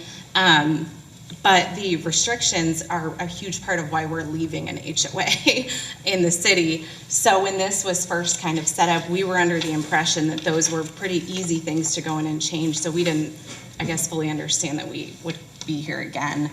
To answer your question, we would prefer to have no restrictions on our parcels. You know, we believe that they're big pieces of property. We're at almost 10 acres. They're at 20, you know, with their 2 pieces. We're separated from the other side on Lindley by a creek. They have their own utilities. We've already had where the power's coming in. We already have those easements figured out on our own properties. And the other parcels, when they get sold off, they will be kind of a team together. They're responsible for their shared driveway. You know, they have kind of their own little community, and we hope that we have great neighbors there, but we don't necessarily want to be tied to what's going on the other side of the creek. So that we would prefer to have none.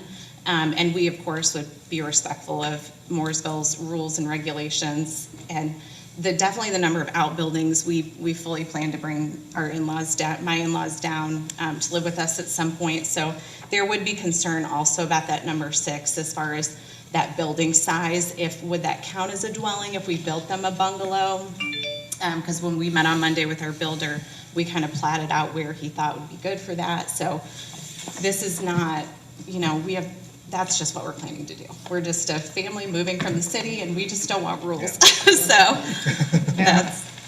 I think we thought it was going to be easier to change the covenants from the beginning. I think that's, all thought that when they did it. So we didn't realize you have to go through all this. Had we known this, the covenants would have been much different to begin with, is the issue. So like I said, we would like to request that we just remove all the covenants from 1, 3, and 4, which is all the owners of the property right here.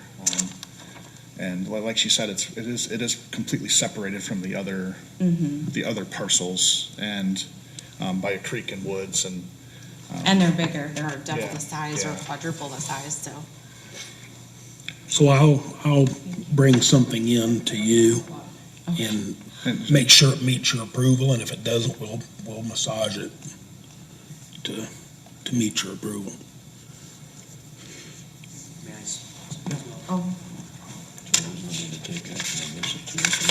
Yeah, because we're going to want to clean. I think you need to have some conversations with your clients to say exactly what are we putting on this document. So we have it lined out so that the final document that the commission's taking action on is. So would you like to table and have me come back, or is? You want a continuance? Well, we surely don't, because they've got other purchases pending, but respectfully. For us to not sell these lots, because we wanted to be here and have the opportunity to remove these, because we didn't understand the process. This is the first time we've ever done this. We had an opportunity to buy this acreage and saw a great opportunity for our families to be on a plot of land and raise our children together. And look, here's some extra land. Let's sell that off in a way that would create a great neighborhood. So we're completely new to this, and to be honest, we just made a rookie mistake, and it has cost us time and it's cost us money, but it is invaluable enough to us for the longevity of our home to say this is what we value, and it's our privacy and it's our space, and so that's why we're standing before you again, and we've waited to sell these other parcels is because removing these covenants is very important to us. Understood. We'll be finished in a few moments. You guys were asking for a continuance, right? No, not yet. We'll be finished in a moment. You want to clean it up and come back, or you tell us what? Well, we would absolutely love to ask if I could clear up the language. What we're going to do is exempt their 3 lots from the hunting, from the further division and land use, which is number 6, and from the covenant for the number of outbuildings. And that's all. And I hate to interrupt you. Sorry. And I know that I'm not a member of the commission. I just advise it. I just don't know that that's what I've heard from your clients.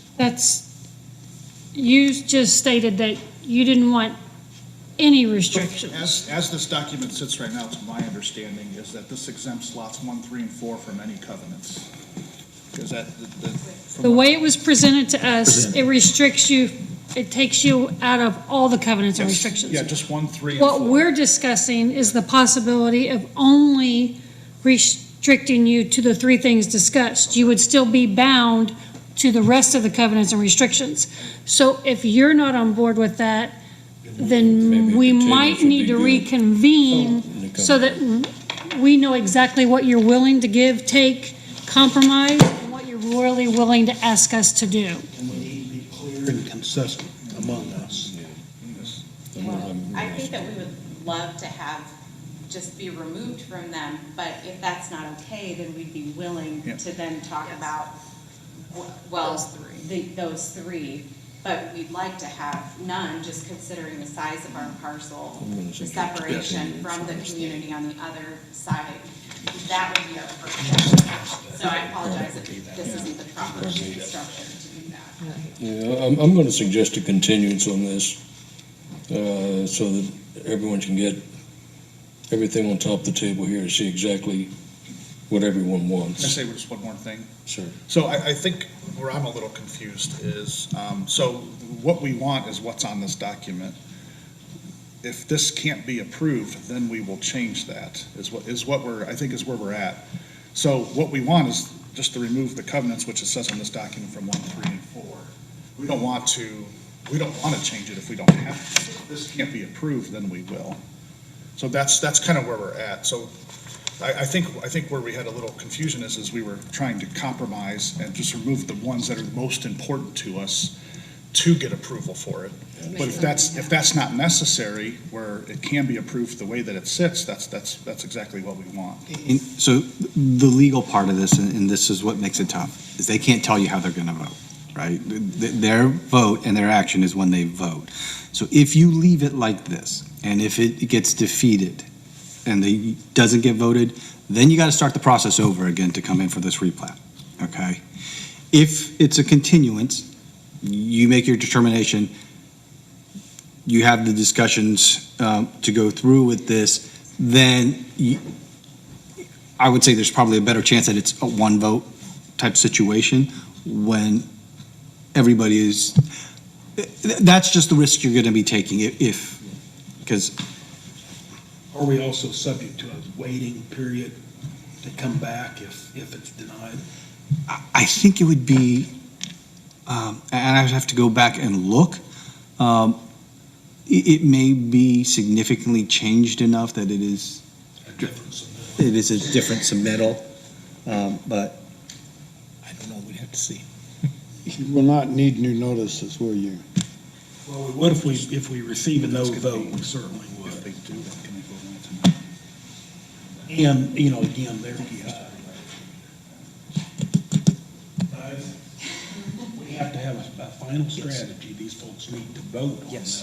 And we all need to speak in one voice as to how we want to proceed for a vote. May I ask if we do, just exempting line 6, 7, and 5, is that something, if we agree upon tonight, could be voted for tonight? I would ask that we have a clean document, because when we have a plat in that situation, this is a controlling document that's going to be recorded, and we will want to have the document that is being presented that will be recorded, that will govern the. And so our clean document exempts those lots from all of the. From everything, correct. From all of the covenants. Going any further, if you don't mind. It has to do with the lot lines that are voted finished. on in December.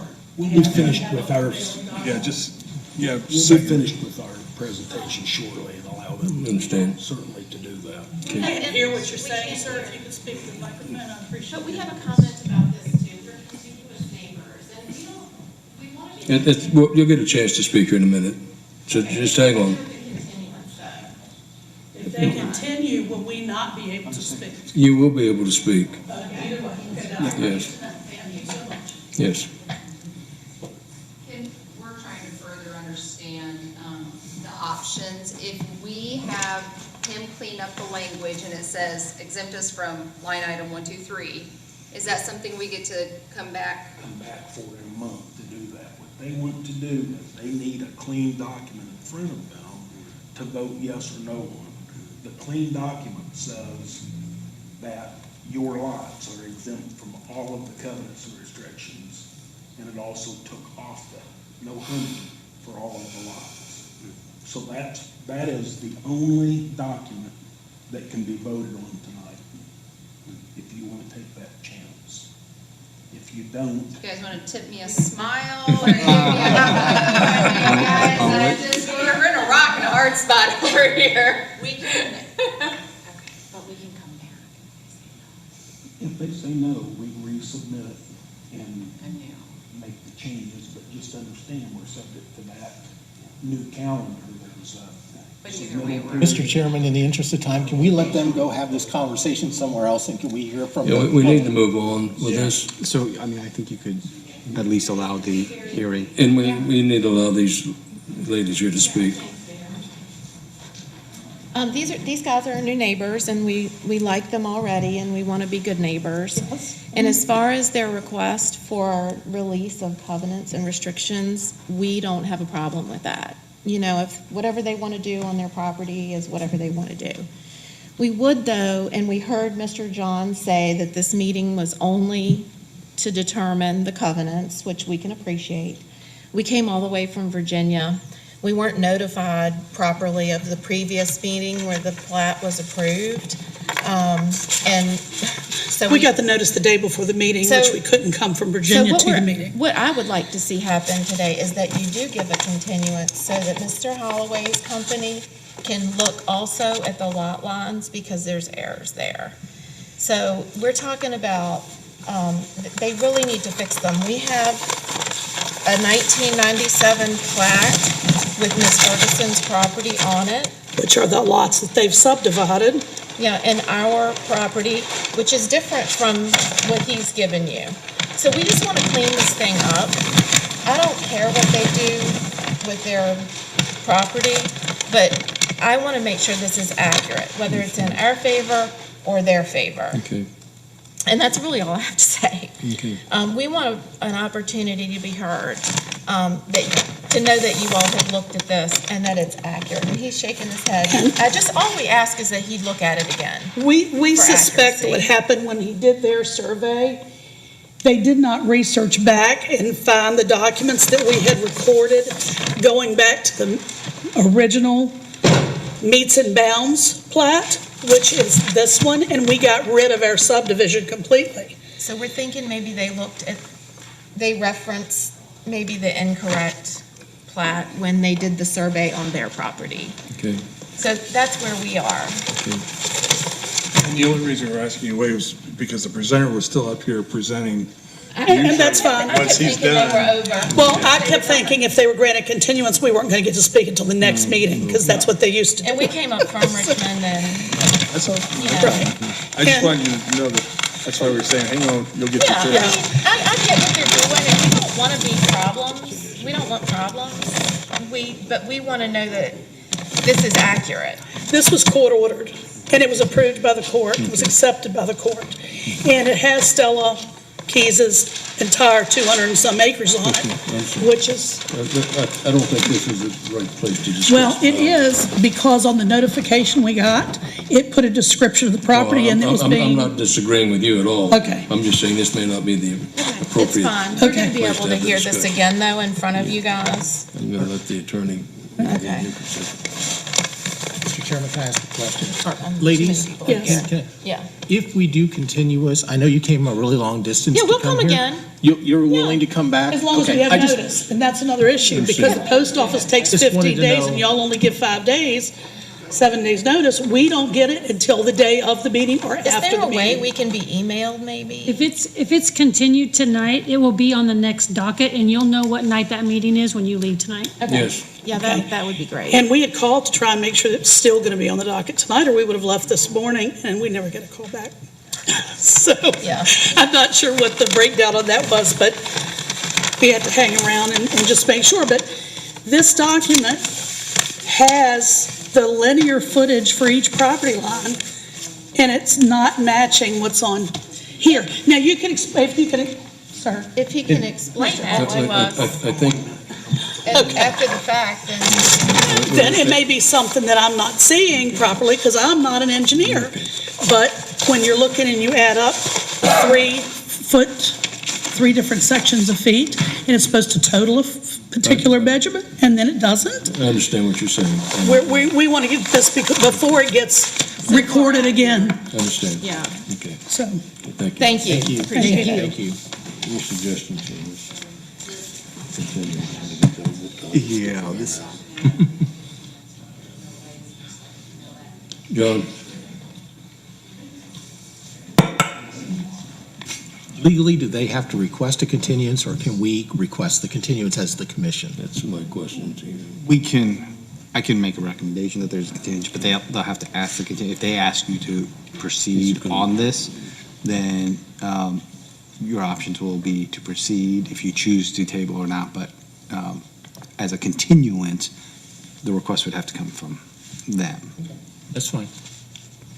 My question is, what about these survey discrepancies? Ma'am, I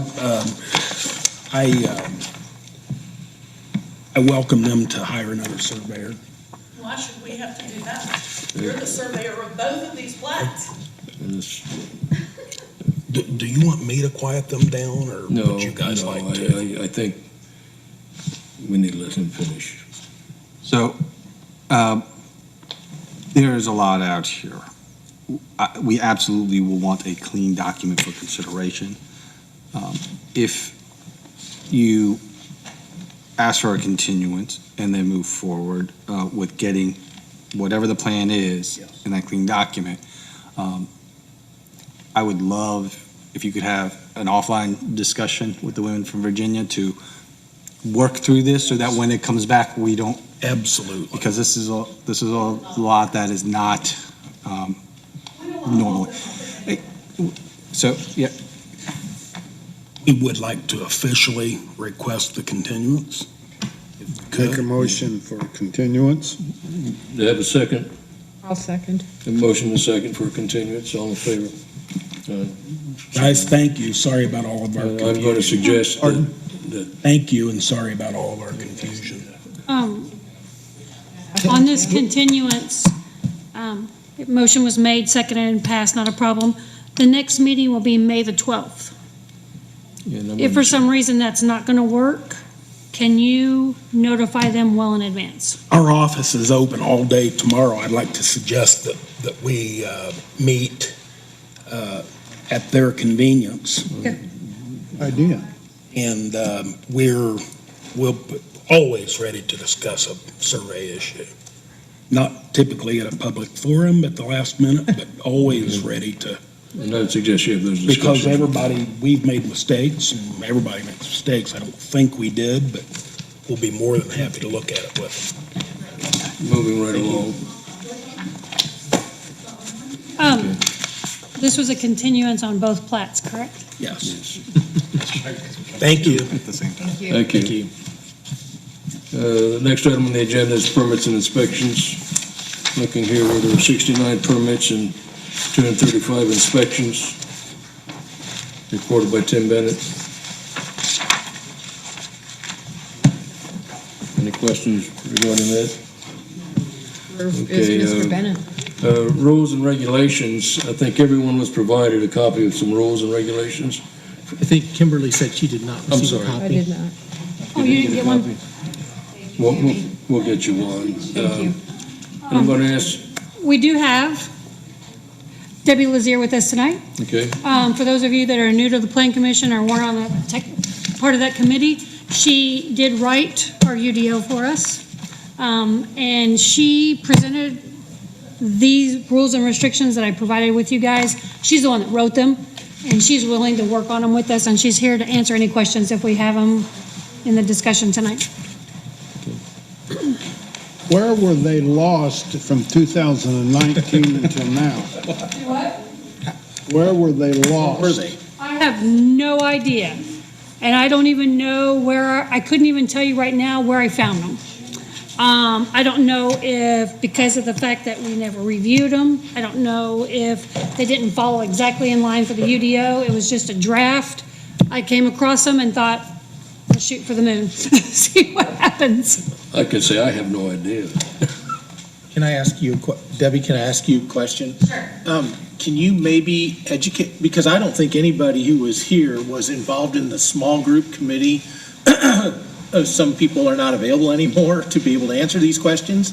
Can you maybe give us a little history on how these came to be so that, because they just showed up? Sure. So. Sure. Well, when we did or drafted the Unified Development Ordinance, and I think that was a couple years ago, as part of my services, I always provide a draft template for standard rules and procedures for both the Plan Commission and the BZA that kind of talks about how your hearings would operate, how motions are made, how continuances are considered and proposed, things of that nature, just essentially how you operate. And then if any unique situations come up, you can refer to this document for a way to proceed with that. So it's not mandatory that you adopt them. They're not part of the UDO. Again, it's just a document I provided as part of my services for, something to think about and consider. And my thought process in this was that it was probably provided by, for consideration, and, okay. I'm sorry. Yeah, folks, take your discussions outside, please. We want to make sure that we have a clean, we're picking up. Thank you. Okay. So what I think happened was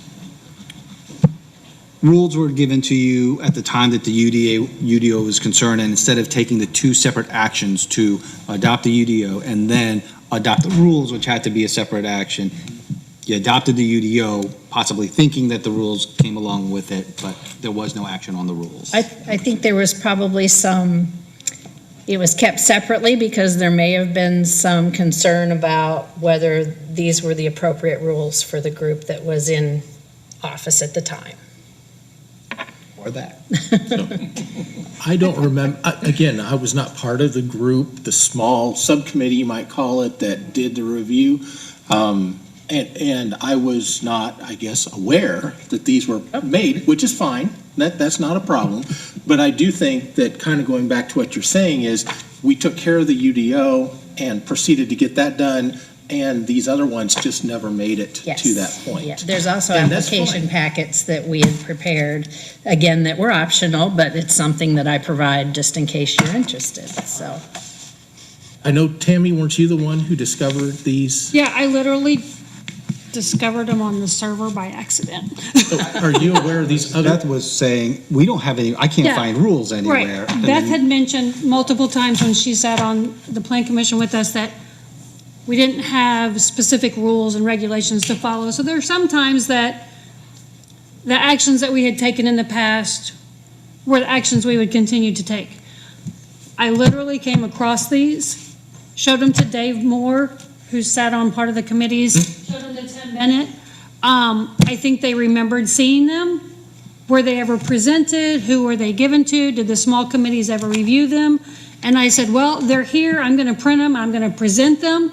If we need to tweak them, we can tweak them, but at least it's a starting off point because it had been a concern and a discussion at so many different meetings. Right, makes perfect sense. Yeah. I think I heard you refer to other documents that may have been presented to this group.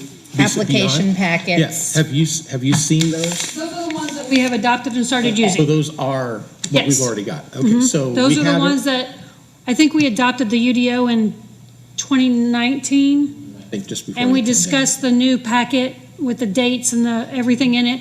Those were also presented to her. They go along with our UDO, and we adopted those to start using a couple of months down the road. So they are the ones that we are implementing. So these rules and regulations would go almost A, B, and C together. Sure. I mean, obviously, if you have the same author for all three editions of the book, they follow one another fairly well. Right, okay, all right. And So- the most recent draft I have here is from February of 2020.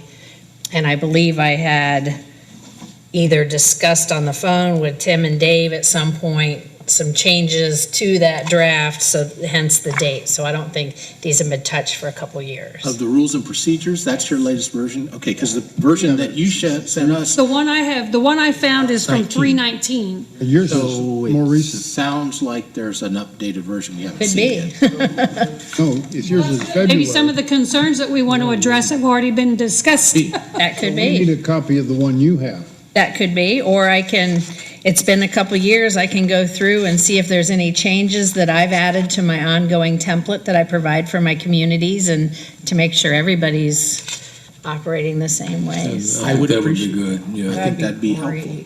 And then we can look at that and funnel our suggestions Sure, and back to Tammy. And same for the BZA as well, because Yes. they're kind of in tandem and they parallel each other. Yeah, no, the BZA has not met since we presented this, so they may not have their list yet Okay. of concerns. I can definitely make sure that they have an email copy of the most recent one so that they can start to look at it ahead of time.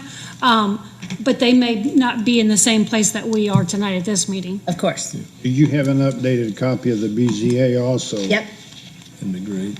Yeah, let me see it. I brought that with me, and that is dated that same. So I'll just agree to play. 18, so nobody's really looked at these then since 18. Okay, so I'll just agree to play middleman for the Plan Commission and the BZA. Anything that you have, if you want to send it to me, since you already have my email address, I can forward it out. Any comments or questions or revisions that you guys have, you want to submit them to me, I can forward them on, vice versa. Yep, either that, or I mean, I can just give you the Word documents and you can make changes as you choose. You don't even need I me get all the control. You don't need me in the process, but I'm happy to guide you. That would be great, that would save everyone a Do you lot of time. happen to have a hard copy on you? Because I'm on a learning curve still. I just have the one I brought with me that I marked up, so, Yeah. no. Word document would be- Word Yeah, document would Word be very document. good, yes. In this, I don't know which person to ask this question of. In Tammy. your latest version, Mm-hmm. or in your latest template, I don't know which it is, do you address the issue of somebody who, in our COVID times, we had people calling in or doing Zoom or whatever it is, and how that's handled in a quorum fashion and things? I know, Jewel, you were looking at that. If she's got language that you could look at, would that be helpful? Yeah, Okay. and I'm happy to work with her as well, because. This is chicken and egg, so I'm trying to We've figure had to out. enact the virtual meeting policies for different bodies and boards anyway. And so this room works really well because we have TVs and stuff that we Sure. can put it up with the way that the statute's written, so. I will say that all of my communities have, their town council has adopted a policy for virtual meetings rather than have them addressed separately in each group's rules. Sure. So I haven't drafted anything like that for a plan commission or BZA, but I'm happy to. Could it be something as simple as you can have a call-in, a video, a Zoom of some sort, as long as that doesn't make your quorum, unless the town council supersedes that. Like, obviously with COVID, you wouldn't want more than one or two people in the building, so everybody could have called in, and they did that during a lot of the town council. So unless the town council supersedes that, I don't know, having 4 here and 1 on the phone. Right. Is that how we want to go, or do we want to always make sure we have 5 in person? And that is a determination that you will have to make, and that's one of the reasons why the council hasn't taken a step in here in Mooresville, is they said, we want our individual committees and boards to make the determination how Okay, they okay. best operate. And so if, like, for instance, in the town of Danville that I represent, they said people can participate in electronic meetings, provided that a quorum is present for them in person. That's an option that they have. You don't, under the statute, you don't have to have that.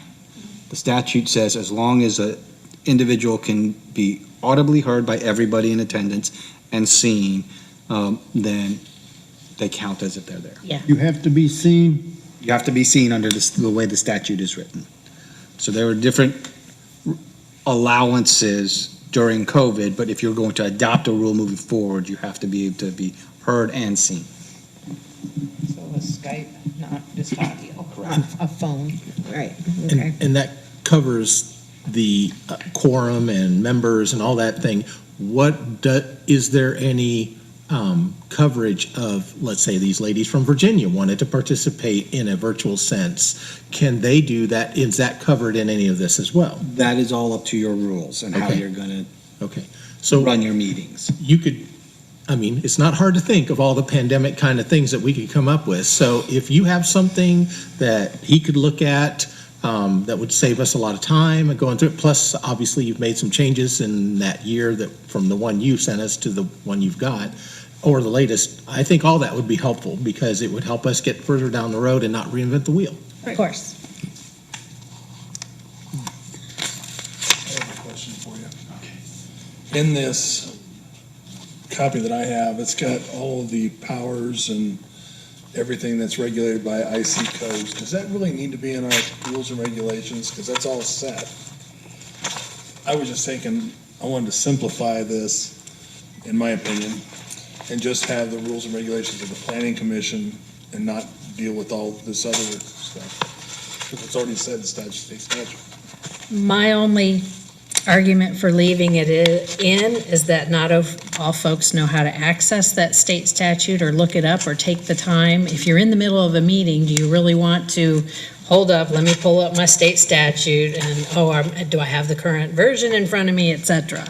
So that way, if it's spelled out in your rules, everybody can see it at once, even somebody just walking in the door who's attending your hearing knows what you're There's a operating reference from. guide to go by during the Right. process. It's helpful for me because that is a thick book. It's exciting, it's so It's exciting. thrilling. Riveting. Whenever I can't fall asleep, I whip out the Indiana code book. But, you know, you have to have like the exact 4 dashes or 3, number Yes. sequence to get to, I mean, I tried to look something up at work today and I was like, was it 36 or 37? They're completely different. Oh, yes. So when it's almost like the old style of the footnote being at the bottom of the page as opposed to having to flip to the back. Right. And I know for me, it's helpful because I believe that, and correct me if I'm wrong, because I'm on a learning curve, but I believe that we are restricted somewhat sometimes by our Indiana code.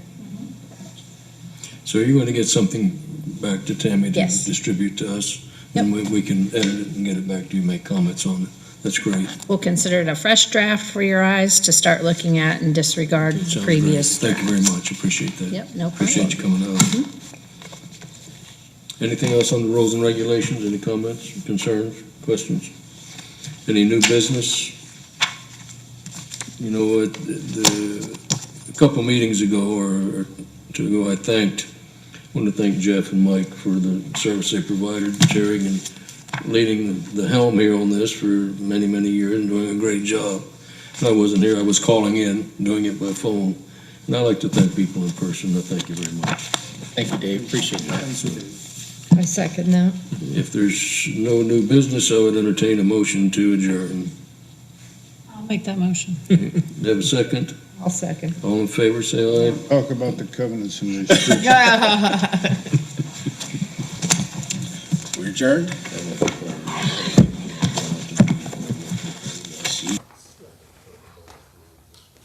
Thank you, Deb.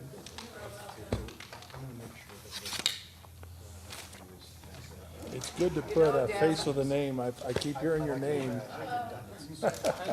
Deb, I really am a total geek and I really do enjoy reading Indiana code. I do too.